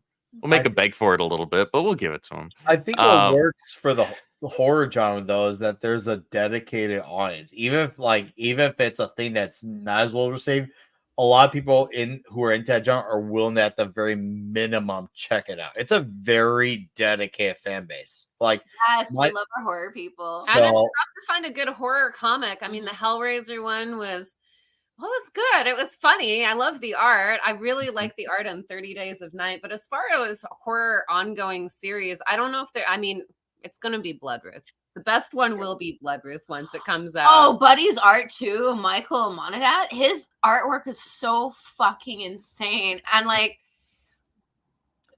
I can't. Okay, I almost spoiled something. Sorry, guys. He's about to get. It's like he's approaching the T-Rex paddock. Yes. He's about to get to drawing a character that is important in Bloodruth's world. Oh yes. I am excited by them because, man, I already know how it goes. 100 shoes down. It gets pretty sexy in Bloodruth. I'm not gonna lie, it gets pretty sexy. Okay. Bloodruth is very sexy. Again, check with your kids, and if your kids are hiding it under their mattress, just leave them. They're discovering stuff. Your son will love Bloodruth. Yeah. He has good taste. Yes, probably. But your daughter will love Bloodruth. Everybody loves it. I wear that. I will say Bloodruth is a good girl in a bad world. Yes. I will probably have my minions. They'll probably check out Yaira. They're still like, they're not really into like anything really dark, but I feel like Yaira is the good peak of where they could be if they feel like they're right. Maybe in a year or two, I can have them go the next step. But I feel like Yaira is something that they're perfectly ready for at 8 and 10 right now. They're gonna be 9 and 11 this year. Oh, they're gonna love Yaira. Yaira is a very very confident character, and she's also noble in her very own specific way. She's also funny. I find her really funny. She like loves, her and Brian Solari.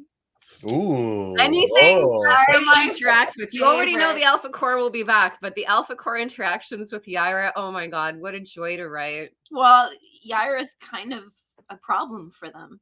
And they kind of started something with her in ISOM 1, and she's not gonna let that go. Yeah, in ISOM, Avery has a secret identity. He's got collateral. He has to lay low. Alpha Core. Yes! Beautiful. Oh, it's the Look at that book. pencil work. The Alpha Core have to play by the rules as well, but I will say Yaira plays by her own rules. She doesn't play. I was showing my youngest earlier. I was showing her I was like, hey, because she like my oldest likes Dogman, and my youngest she likes Cat Kid Comic Club, so they at least understand the very basic medium of what comics is. So this is what it looks like when a page is basically pencil, and this is what happens when you add in the inks. And I was just like, and then I showed them the actual book. Like, this is what happens when you add in the coloring and the lettering. So I feel like they got to have a lesson with Dad after dinner over what it's like when a comic is actually made. Even though I couldn't do anything to save my life, I can at least explain it. Oh, you're such a good dad. It's cool to show them this stuff and be like, hey, this is what it's like. And it was cool that we were able to look over the stuff and be like, I could see the difference now with all the shading. I'm like, yeah, that's how it is. So I love that book, and it's so nice to see Joe's magnificent art without even the lettering, just to take a peek. It's really good. Wait till you see his Horseman. Horseman is so I can't insane. Wait. I can't wait. I when I heard about that, doing his street level character, I'm like, oh, cool, awesome. Because I don't know how well you are versed in the obscure 90s, but one of my 90s are a bit mixed for me. But one character I did like from the 90s was Night Thrasher. I got the Night Thrasher vibes from this one. And I love the name Night Thrasher. I don't know him at all, but yeah. Look into Night Thrasher. He is part of this team called the New Warriors. And the original New Warriors run I liked, and I thought about Night Thrasher. He's the guy with rollerblades and black. I got Night Thrasher vibes. I was like, because people kept saying Batman. I'm like, no, look at Night Thrasher. It's Night Thrasher. Night Thrasher has no powers. Man, I wish I could say what characters Horseman reminds me of, but I haven't been cleared yet. I will say that Horseman is very inspired by at least two heroes that you already love, with Holy being his own person. It's a lot like if Redacted was still being written well. This is where Redacted could be, or something Redacted could be doing right now. And of course, because I know Chuck has been very. You don't have to confirm or deny. You don't have to. I can't control Chuck. I just know that Chuck wrote Nobody Punisher, can control Chuck. No, and I know he has a love for vigilante type of characters. We'll just say that. Punisher, Charles Bronson, Death Wish type of stuff. Oh shit! I know that's right up his alley. Shit, that's right on my alley. I mean, man, Death Wish is a big thing for me. I will forget why I first saw Death Wish 3, and the last half hour is a nonstop battle of Brooklyn, and the classic "they killed the giggler" scene. Oh man, they killed the giggler. Oh man, and the Horseman is so fucking good. The Horseman should fight the guy in Gooding I'm not allowed to mention, because that would be like a crazy fight. And when you I hope he kills your guy. Fuck you. My guy will fucking kill. I don't want him to kill the Horseman because I love them both. Your guy does a thing in Gooding, and that's it for me. I liked him too. He's a bad guy. Did he do something bad? He did something naughty boy. Actually, I will say that this bad guy, like the bad guys in the Rippaverse, he's a piece of shit his whole life. He's never done any valuable thing ever. No, I wish he had a sad story. He's just awful. There's a part where somebody says, "Why did you blank, blank, blank?" And the guy says, "I did it to blank." And then bad guy says, "I did it to awful reason." Awful reason. Now you're gonna have Gooding, and you can switch back to here, but you will see that Gooding's villain is a piece of shit. Yeah, he is, and that's why he's so fun to read. And he's, oh my god, there's this part where they get reunited, and then they and he says something to him when he reappears, and I just laughed forever. And that, Andrew, is as far as I'll go to maybe Can You Have a Heart Attack, I think. I appreciate that. I don't know how many gray hairs I got this stream, but Yeah. I'll have to take a look. Lead by Nature. Yes, that is a Chuck Dixon, Joe Bennett one. I can't wait for that one. Is your avatar based on Wanted, by the way? That looks like J.G. Jones's art. Tell me if that is. If not, it's very similar to J.G. Jones. Oh, he's a bit of a vigilante himself. Oh, speaking of Death Wish 3. They killed the Giggler, man. They killed the Giggler! They had no business doing that. None. It's the new man. The one from the jail. That wasn't smart. No, not too smart. Oh, they just don't make movies like they used to. Perfect. Top tier. No, they there. don't. I will not forget why I first saw Death Wish 3. It blew my mind because holy crap, this last 40 minutes is a non-stop action scene. It's Charles Bronson teaming up with the normal people of New York City to take out the gangbangers. It was like, holy crap, this is actually really cool because it's such a simple idea, but it shows you it's simple can still be very effective because it's not always about the most original thing. It's about what translates with people. This could be transferred to music, movies, shows, comedy. It's about being effective. If it happens to be original, that's obviously icing on the cake. But you want to have something that translates with people. That's, to me, what's more important because you want to have something that really resonates. And you can have something that is based off a pre-existing idea, but it's different enough to call it your own. I mean, shit. I mean, you look at a lot of Mark Millar's characters. I mean, obviously, Huck and Superior are based off Superman archetypes. Nemesis is basically Batman gone evil. Kick-Ass is basically Spider-Man with none of the power but all the responsibility. You could have those archetypes there, but have a different enough where it could stand on its own 2 feet. I'm fine with that. And yes, the Giggler did have to go down. But and the thing is with vigilantes, everyone loves a good vigilante. None of us can relate to it, but we love to see the vigilante take out bad guys. Absolutely. Because we imagine we want to do that to those vigilantes. We want to do it. We may not be able to actually do that, but we're like, oh yeah, that's fucking awesome. When Charles Bronson takes out those vigilantes, and it's like, oh, they're too much. There's too many people. And all of a sudden, the people of the city are like, we're going to get involved to help you take out all these gangbangers. And then all of a sudden, the city of New York, the literal normal people in New York City get involved to help Charles Bronson take out the gangbangers. It becomes an all-out brawl. Oh, that shit was Fall Brawl before Fall Brawl was a thing at WCW.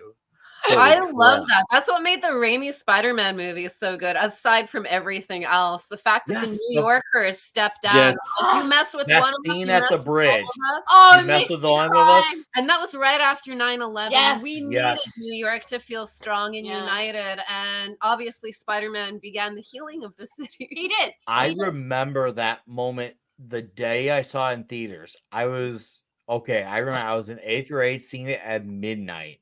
And to see that scene where all the New Yorkers were throwing stuff at the Green Goblin, I at that moment I didn't care that Willem Dafoe looked like a Power Ranger. I just cared that the city of New York City was come together to stick up for their new hero. That was what resonated more. I felt that moment, and that's still to this day the movie that I've seen the most in theaters. I saw that 5 times, and I'm one of the rare guys where I still prefer the first movie over the second, even. Wow. Yes, I'm still one of the accept rare that. people. Okay. I accept it. That first movie that did something to me that it hasn't been duplicated since. I really resonate with that movie. I saw it 3 times that opening weekend. Wow. The Thursday night, Nice. going to Friday at midnight, and then Friday evening after school. I love that. And then the Saturday, the very next day. So 3 times in the sum of 72 hours. And then second weekend, and then third weekend. Good. That is a totally good amount of times to see Spider-Man. I think you saw it, 22? I saw it 27 times. Ooh, nice. I would trick everybody I knew to come and see it. And I used to be like, can we hang? They're like, Sylvia, I never heard from you. Yeah. And we're like, we're going to see Spider-Man. And that was the way to not feel pathetic doing it so much. I did my traps for that too. Oh, I love Spider-Man. For my 4th and 5th screenings, I did trap conversations to get my friends to see Spider-Man and the Ben Affleck Daredevil because I just wanted to see those things happen. And I remember I really loved the director's cut. I struggled, dude. Of Daredevil? Yes. Like where he got to do some not the original cut. Clobby, to be well, not the theatrical. Clear, not the theatrical. I know what you mean. I hear about all the time about the director's cut. Ben Affleck's still in the Daredevil costume, so it's terrible. Okay, I do agree with you, Clobby. Thank you. I don't think actors should be cast on, hey, this is my favorite superhero. Who cares? Go away. Shut the fuck up. Wait, he's a terrible casting. I'm sorry. He liked it. So bad. Yeah. He liked Daredevil and still played him like he didn't even knew who Daredevil is. So I thought he did know. No, he did know who Daredevil was. That Ben makes Affleck. it worse. Oh, Ben he was Affleck. a big Daredevil fan. I think it was actually supposed to be Guy Pearce that was supposed to play him in that movie, which would have been cool because Guy's an actor. No offense, Ben. Yeah. You know. I think Charlie Cox was great as Daredevil. I never expected to have a good Daredevil after Ben Affleck. I was like, well, Daredevil's a D-lister. So Charlie was brilliant. God, that guy's childhood must have been hell. Yeah. At least I would say season 1 and 2 for the Netflix series. I even love 3. Yeah. I'll straight up say I even love 3. But Three before had I some go into problems, my but love for 3, Fender has to go. Fender, plug yourself on the way out.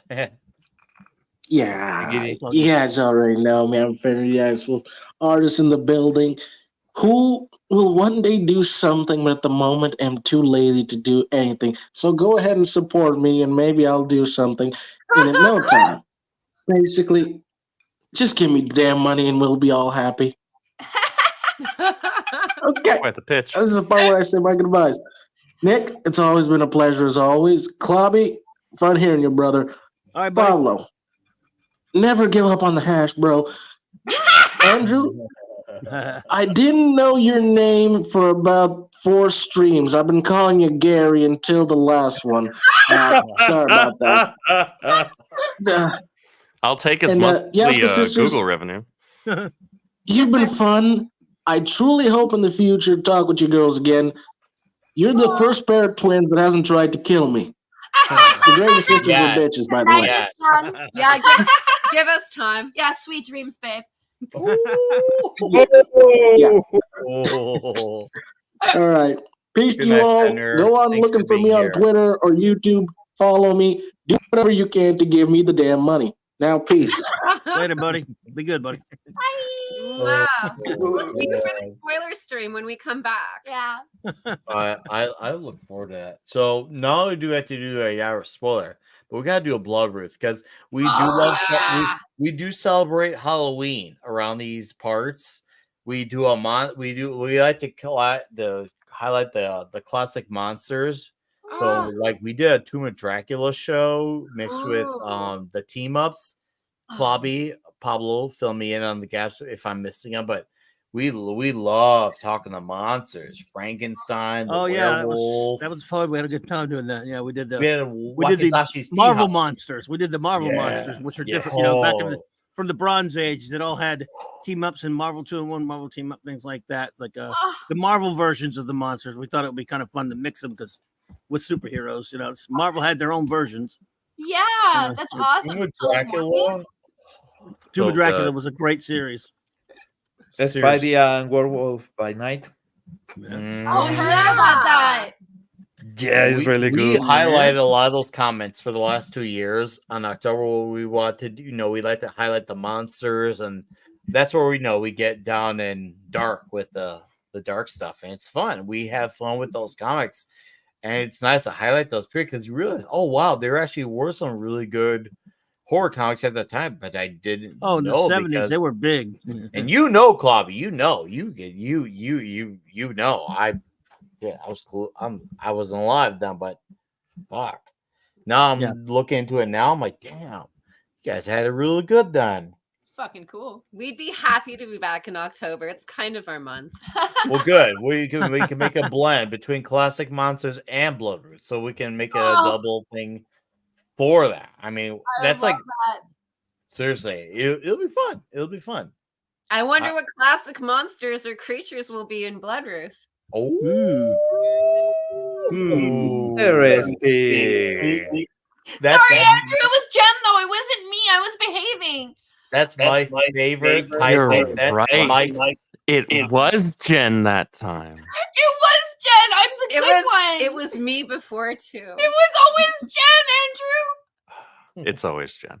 It is always Jen. It's just me. I love the classic monsters because I remember when I was in grade school, I would go to the library and look at the books that they had from the Bela Lugosi. And they had the biographies, and I would have late fees always owed because of those books. Because there's something about the natural facts and the black and white that really actually added that scare to them. Yeah, it felt more real. It really felt like, oh crap, these can exist, within my bed. The actual boogeyman. I actually felt like this could be around me. Yeah. I really felt that, and there's something about that really resonated. I think that's probably why even the first Halloween resonates with me, because when you look at the later Halloweens, and if you like the later Halloween sequels, hey, no disrespect, but you mean the last one that nobody liked? Didn't even see it. Well, what I'm getting at is when you look at the first one, the very first one, not only is there a build to the mystique of Michael, but the humans are a lot more likable, whereas a lot of the sequels later on in all the versions, all of them, they become so unlikable that you end up rooting for the killer because the humans are so unlikable, whereas the original ladies in the first Halloween are like, oh no, crap, they're just teenagers living their lives. Why is this happening to them? If between that and the build of leading to Myers, it really felt suspenseful. It actually put me on the edge of suspense, whereas a lot of the sequels, I felt like they didn't take me out the edge of suspense. It was just like, yeah, these teenagers suck. Just do away with them. That could be fun if you're looking for that. Go ahead, say that again. Oh, I was going to say the first one was like a masterpiece with the cinematography and how everything was set up. I even liked Jamie Lee Curtis more towards the beginning of the series, and towards the end, especially in the last one, I was like, I liked you before. Now I feel that you would be mean to me if I hung out with you. Well, I'm a chick. I would never go hand to hand with Michael Myers. Ever. No. And if a woman can, it kind of dresses Michael down because he's not supposed to be human. He's this force. I think when they dressed Michael down was when he had a boyfriend and they did the knife stabbing scene where it seemed like a gay love scene. I think that's what lost most of the people during the new Halloween movie. They're too inspired by Hannibal, which was definitely a sex scene with the knife. I think they were looking at Rainbow Dollars and they're like, all the gay people came out to see Megan. Will they come out to Halloween if we make, Jokes Mike Myers on have a boyfriend? The joke's on them. Gay people love horror movies, whether or not there's a gay thing happening in it. Gay people have every joy that normal, hetero. Yeah, of course. Being gay doesn't make you be like, oh, I can't enjoy that unless someone's gay here. Like, oh, thank God someone's gay. No, I'm glad you hit on that. A buddy of mine, his name is Dalton. He hangs around a lot of the comic book strains. Even though he's gay, his favorite character is Doctor Strange. Yeah! He doesn't want him changed in any way. He likes him as he is. And he's even pointed out, I was like, why is it all these male characters are always full of soy? And that's him saying that. That's not me. That's him. That's my boy Dalton saying that. He's saying that. So you two, don't take my word for it. Take Dalton's word for it. He's called the Authenticator. He's not with that shit. It's called gay baiting, you know? You can tell if they're trying to do something authentically or if they're just trying to get the rainbow dollars. Yeah, exactly. Like how every company is all of a sudden, we're super gay for this month, so you can, buy all the Pride stuff. He says all that shit too. He's just like, just give me Dr. Strange. He loves Superman the way he is. He's just like, he's like, if I want a gay character, I'll ask for one. But I like my characters the way they're. It's not like he's even an older guy. Even he's a young guy. He's probably even younger. I'm 36 or 37. He's younger than me, but he loves his characters the way that he loves them. He doesn't want them to be so radically different. He's like, if you're gonna make it a gay character, make an original character, and he's that way. And I resonate with Dalton in that aspect. And I was like, dude, I hear you, man. Hey, I'm with you, man. We need more of you out there saying that because that's what I feel. I'm like, we can resonate with that because once again, it's all life experience. When you have someone, what doesn't matter, straight, gay, black, white, whatever, ethnicity, whatever, if they have a life experience, people can find something to resonate with it. Once again, it comes to outcasting. We've all been an outcast in some regard. Yeah. And that's when you can make that story, and it can be about anybody, even though it doesn't have to be about one particular thing. It still the works for character doesn't everybody. need to be exactly like you. And the fact that everybody's being turned gay is insulting to gay people because it's like, well, everybody isn't gay. They're just not. And everybody magically turning gay, it's kind of an insult to what you actually are. And there are gay characters. They just never get their stories expressed. Like they just never get used. Yeah. It's so fucked up.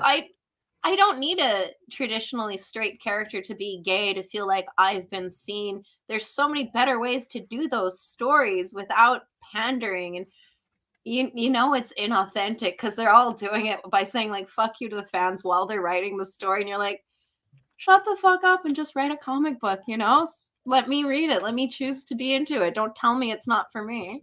And that was one of the best things about wrestling and comics, that you would know what Captain America stood for, like, forever. You would know that The Undertaker was like this forever. You know Stone Cold was this certain way forever. You don't want to come in like when Shawn Michaels found Jesus, I was like, oh, you must have done something really bad to find Jesus. He was a heartbreak kid, Jesus was waiting for him. Absolutely. He's a sexy boy. Everybody wanted him. But when he said he wasn't going to do the sexy boy song, I'm like, no, you better, because Jesus loves it too.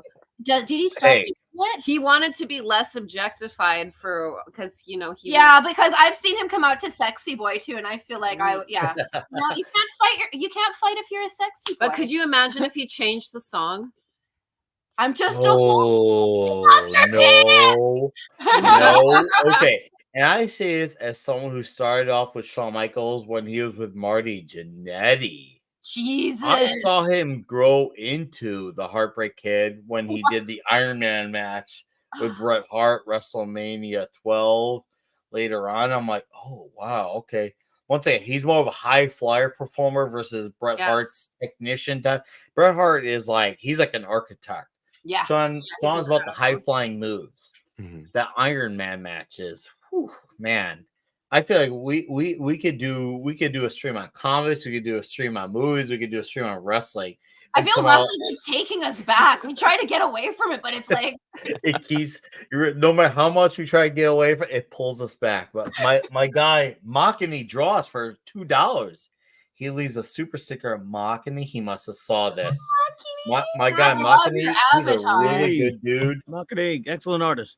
Oh, good dude. I know. Right here, this man, him and I just streamed way back, and he drew me the store drawing, and he just sends a cat blushing. Nice. I think that's what it is, a cat blushing. Makini, I moved this drawing over here next to Isom, and I'm kind of drunk. I'll fix that later. I'll fix that later. Don't break the frame. Hey, no, that's why I put it down. That's why I put it down. No, he signed this. He signed that shit. And that's why I let it go right away, rather than let it just drop.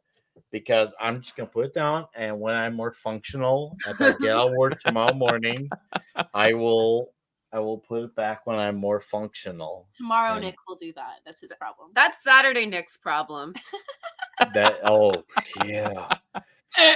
That is the Saturday problem. No, luckily I'm off on Sunday from the employer. So, but thank you, Makini. I hope you're well, man. I'm still wanting to have you on here one of these days, sometime between now and forever, because I've said it for a while, but I'm going to say it again. I need to have you here, dude. He's a great drawer, and he's a great guy. He's he's really fun. One day we were supposed to have a show for like an hour and a half, ended up being 3.5 hours. And he was like, oh, crud. The conversation went really long. I was like, oh, I didn't know. You and I were just kind of like having a moment. And no, he's such a good dude. Makani is awesome. So shout out to Makani Draws. Another. Once again, we have a crowd scene of great artists. And speaking of great artists, you have Michael Montanon.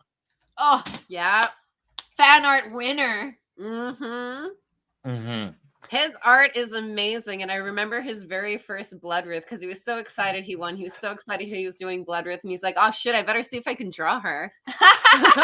Wow, Bloodruth looks like a real person, and the art, I will say, in Bloodruth is so realistic that it takes the horror to the next level. Usually, I'd say, children, read this horror comic, just go for it, but some of the images are very disturbing, and like I said, some things are based in reality. So it's a mature read. But if you're raising a Saska sister, they'll be okay. And I love how Michael draws Bloodruth. I think she's like one of the probably the prettiest person in all of the Ripperverse. She's just gorgeous. She's just stunning, and the dragon is very beautifully drawn. I like how you didn't say his name because you're not allowed to, or hers, or hers, or theirs, or it's.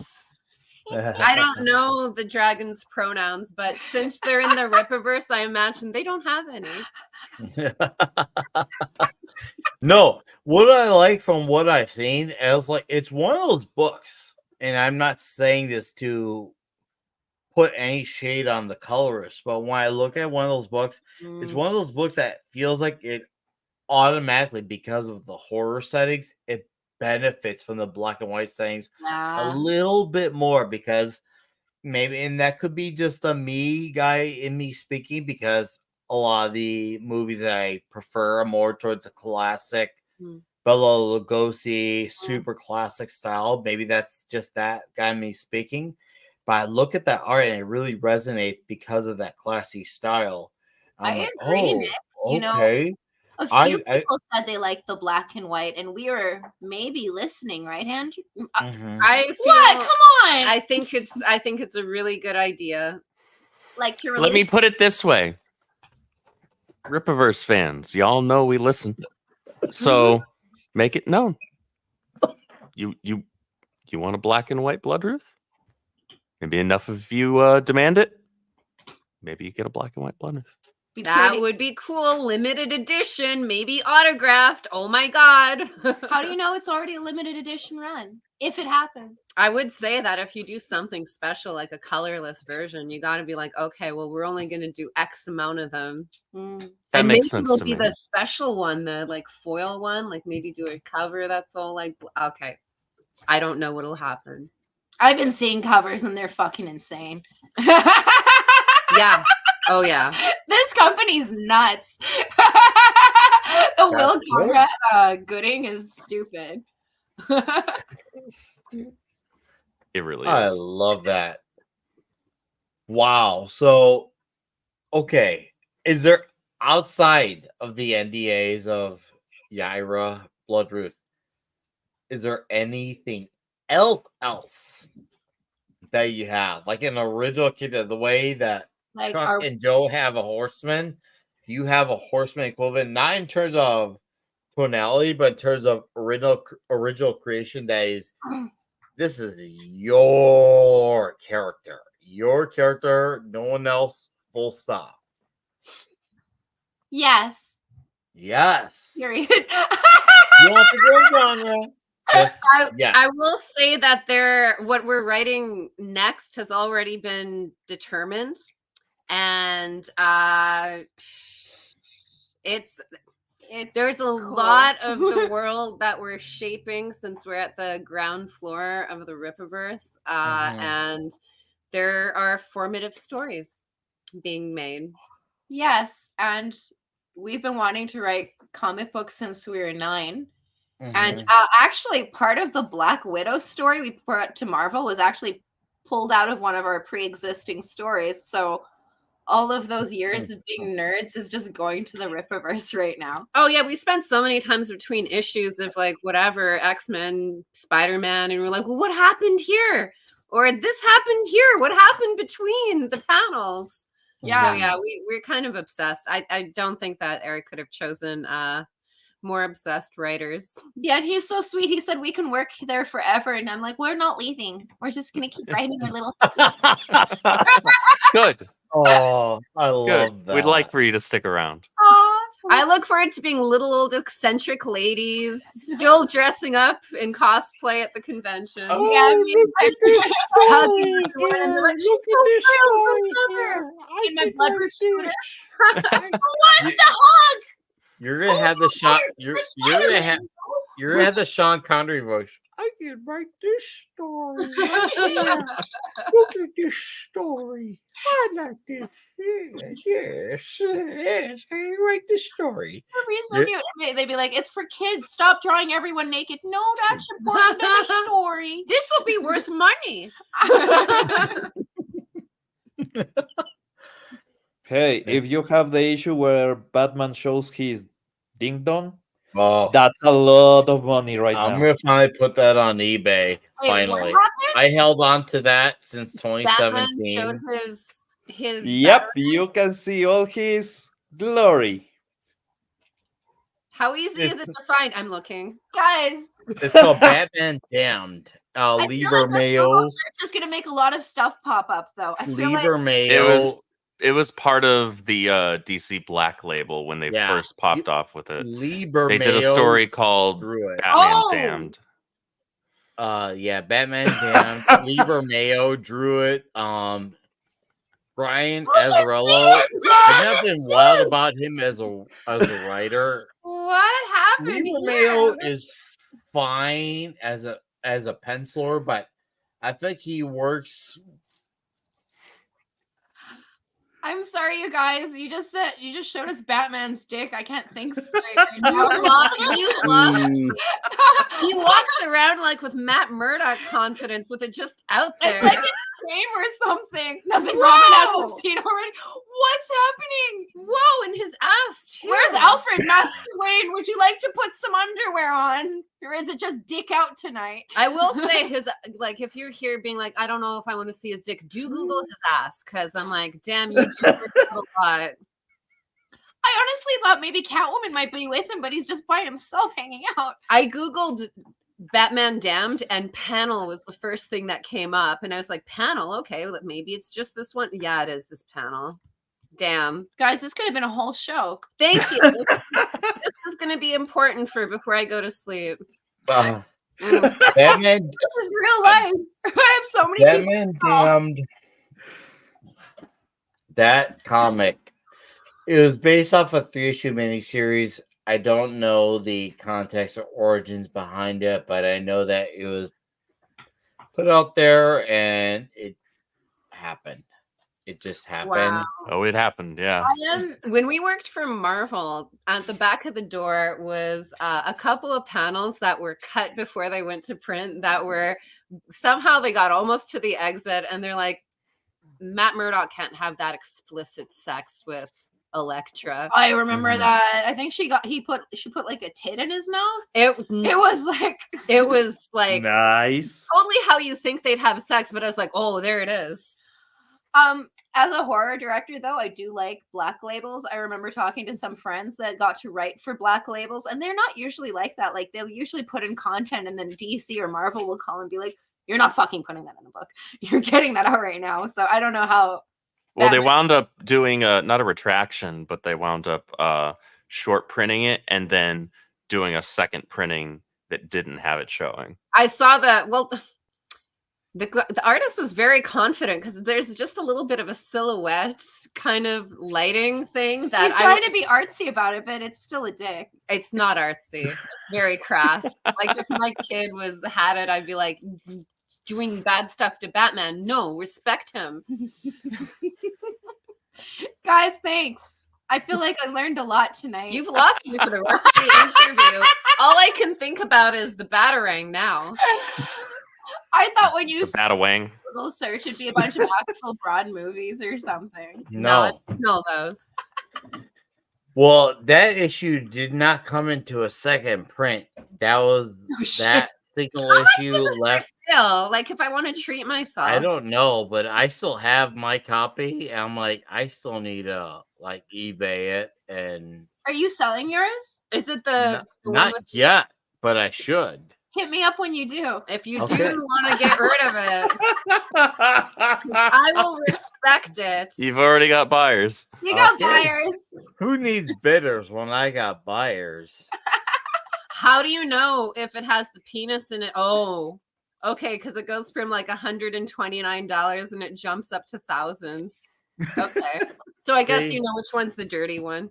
So what? I see. If I just sell it at like half the price to you for like 60, and then that's it. Because no, would you get that? You get the entire miniseries. So if you liked it, bonus. If you're not, you got that. So that's amazing. I'm shocked that happened. I love when something gets across from the censorship guys, but that one DC is Batman fans were shocked as well. Oh yeah. Imagine dads opening that with their sons. Did that one get the little comic book seal of approval? I wonder. I don't think it did. No. Oh, but the comic book authority still had that old lady reviewing every copy of a comic book. No. Did you guys knew that? No, I did not know that. No. Oh. The last review, it was an old lady. Amazing. I feel like I've gone into a parallel universe. Yeah, I thought wrestling would derail this, but I didn't know it would be Batman's dick. I didn't know I'd see Batman's penis tonight. It's insane.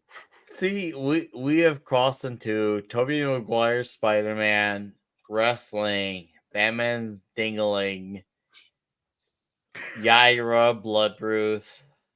I don't think what other it's like that Creed song about "Can You Take Me Higher?" We've gone. I don't think Creed would appreciate the comparison in this situation. They probably would. I think Scott might not quite appreciate that. Yeah. Well, Scott, that's not what we're about, man. Scott, it may not be what we're at, but we've gone huge above where we've gone. Because that's the beauty of natural conversation. Fuck yeah. We've covered all the important topics. Including Batman's thing. That was the most important, Andrew. You know what? wanted to go back and look at it. I can't believe it actually happened. I'm gonna send that to so many group chats after this, and they're gonna be like, "Want to be like, guys? Did he just get out of the bat car and just like Batmobile and like strip naked?" Guys, hot Batman news in case you didn't know. I don't honestly remember. Mine's in storage with the rest of my short and long box. Even though for Alfred. Alfred knows what he has to deal with. Alfred's like, put some pants on, sir.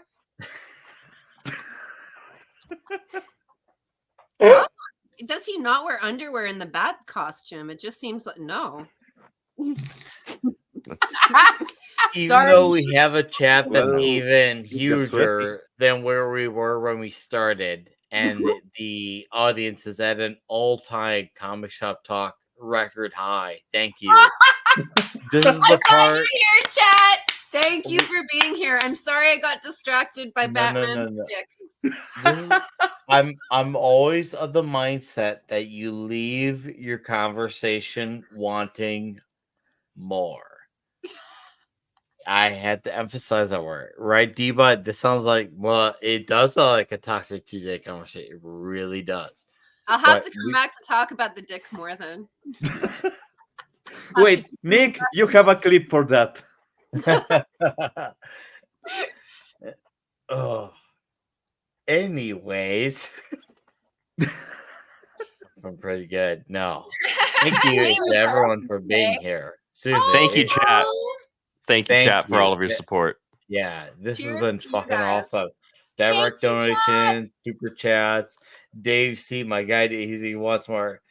You know, once again, I that's good. If you say you want more, that means that's why we have to end it, because that way means you got to come we back get next the time. ladies on for the spoiler show. That's why we get them for the Blood Roots show. Yeah, you know what? Oh, we could there's a few clips we could do that one. I don't know which one, but we'll do them all just because We'll do it live. Oh, we are.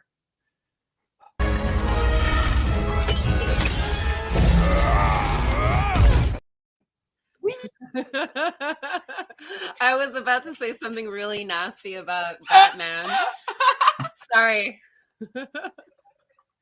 Try the sauce. I'm soaked in it. Oh, I could lick you all day long. You're still here? It's over.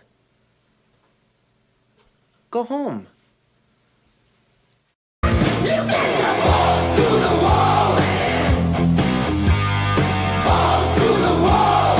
You have the biggest dick I've ever seen on a man.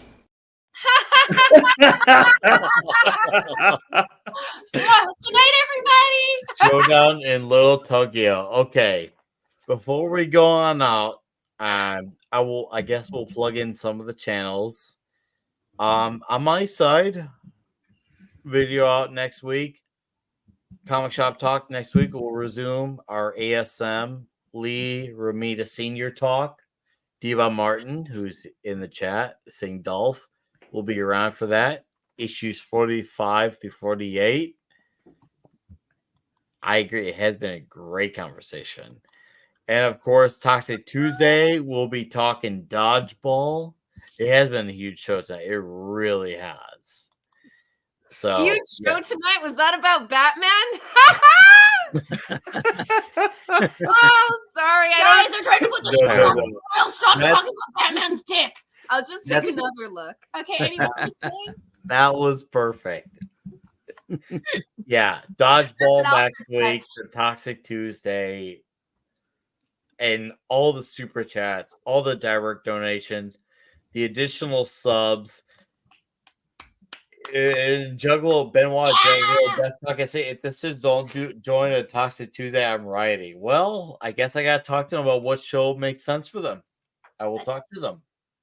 So let me talk to them and see what show makes sense, and we'll go from there. So it's been fucking awesome tonight. It's seriously the fact that we were getting more viewers as the night went on. It says a lot. So thank you guys for being here and supporting the show. And if you're here for your first time, because this, I hope you come back next week. Hopefully, this will be not the last time we have the ladies on. But before you plug, their stuff in, we'll let the dudes. Pablo. Hey, more videos coming to Midnight Edge. Also, Midnight Edge in Español. Finally had an episode of the podcast on Español. So that's new. Yeah, we kind of took a long time.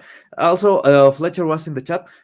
So if you want to hear Fletcher talking on some interesting topics, including thoughts going against people on our medium and also against governments, it's a weird world that we live on.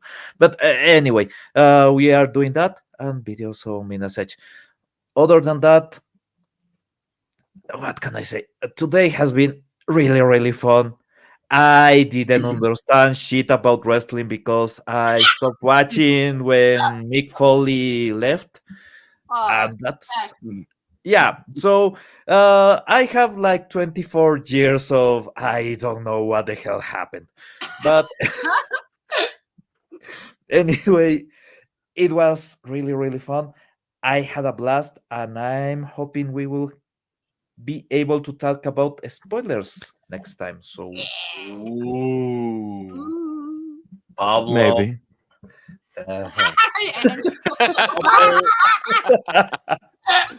It's been. We'll have a spoiler stream for Yaira. Oh, seriously, I'm ready for that shit. Pablo, it's been good to hang out with you, brother. I love doing the show with you. We've done this since episode 141 episodes in. Wow. Yeah. Thanks. God, I was like, Pablo, you have a great night, weekend. I will see you soon, sir. Good, buddy. Claudia. And also, by the way, before Claudia plugs, guys, Pablo, his solo channel, his Midnight's Edge Espanol is all plugged in the description, all tagged. Claudia, take it away. All right, buddy. Great to be here as always. We'll see tomorrow night is Saturday Night Star Trek with another beautiful Canadian women, with two beautiful Canadian women tonight here with us, and then another one tomorrow night. So that's amazing. Hot. Yes, Raquel, my wonderful first officer, reviewing 4 more episodes of Star Trek Voyager, and we'll get through them then. And yeah, you can still throw Sounds them. so excited. I cannot contain my excitement, but we're reviewing them. We're getting through them. We had a lot of fun. Yes, it's fun, man. We love it. We love reviewing them anyway. Sunday night at the great Mark DLC's channel. You're a Tuesday night engineer, buddy, and our favorite engineer for geekery over there. And then throughout the week, the regular shows: Monday night Comics Talk, Wednesday night Wild Card, Thursday night Clubhouse, and all that good stuff. And appreciate it, bro. As always, Nicholas, and I can't wait to be here next week with D-Bud to read those Spider-Man comics. It was cool seeing you again, Andrew, and it was wonderful meeting you as well. Beautiful ladies. Lovely meeting you. Now you have 2 more Canadians. Yeah, we love you. I've met so many wonderful Canadians since I moved over to YouTube about 4 years ago, and it's just you're the best. Love you. You're wonderful yourself. Thank you. Oh, Andrew, I know you don't really have a channel, but you work. Nothing that I do anything with. I just run my mouth on other people's channels. Well, you can promote where you run your words on other channels, or you can plug in what you got coming out for the Riververse, whatever. I could do both. Or both. So every Tuesday night at 8 p.m. Central, I've got the High Council over on World Class Bullshitters. Catch us over there where we talk about all sorts of goings on in pop culture. We have a really great time, both making fun of the bullshit as well as talking about the good shit. And right now, there's kind of a mix of both going on in the movie sphere, in the comic sphere, especially in indie comics. And on that point, Yaira Fulfillment should be starting by the end of this month. The campaign will be wrapping up by the end of this month. And then almost immediately after that, we'll be rolling into Gooding by the legendary Mike Barron and the great Will Conrad. Yes. So we've got so much coming up the pipeline. You guys don't even know. When the Soskas were talking about like they've read all these other scripts that we've got going on, they're not hyperbolizing there. There's a lot in the pipeline that has not been announced yet to the public. So 2024 is going to be huge for us at the Rippaverse. 2025 is going to be even bigger. We're just going to keep growing, keep having fun, and keep putting out great content for you guys. Hell yeah. I love that. Andrew, it's been fucking awesome, dude. It's about time this reunion happened. I hope I see you soon. I hope I see you soon as well. You and that glorious head of hair. If you and I are together next month in person, we need to have some Whataburger or something. I don't know. Just we'll sort something out in Dallas for sure. Just saying. Have a good night, weekend, sir. And I will see you soon. And to the mistresses, thank you for being here. Thank you for giving us 3.5 hours of your time and energy and enthusiasm. Yeah, it didn't feel like it. Seriously. I mean, I know you got Yaira number 1. I don't know what else you have to say, but you could just say whatever you want. Thank you for being here. Thank you for watching. Thank you if you did pick up Yaira. And all of our movies are free on Tubi. Enjoy. Yep, and we manage all of our social media online. So if you're talking to someone weird, it's us. Yeah, we had yeah, we're lonely. Talk to us. Very lonely. You saw my reaction to Batman's dick. If you have any other further discussion about Batman's privates, let me know. I'm here to be there for that conversation. It's gonna be a weird week on Twitter, that's for sure. I'm gonna start collecting Batman Damned. I'm gonna have like 80 copies. I'm gonna have every single peen copy, and I'm gonna protect them so that no one will ever be able to burn them. I'll be like, no, this is very important. Okay. I'll give it to like my grandkids. I'm like, on your 18th birthday, check this shit out. So that's your question, guys. Yeah. And thank you guys for being here. We can't wait to talk about Yaira with you. We've been very elusive about the story. It's very fuck yeah. You're gonna enjoy that. Yeah, exactly.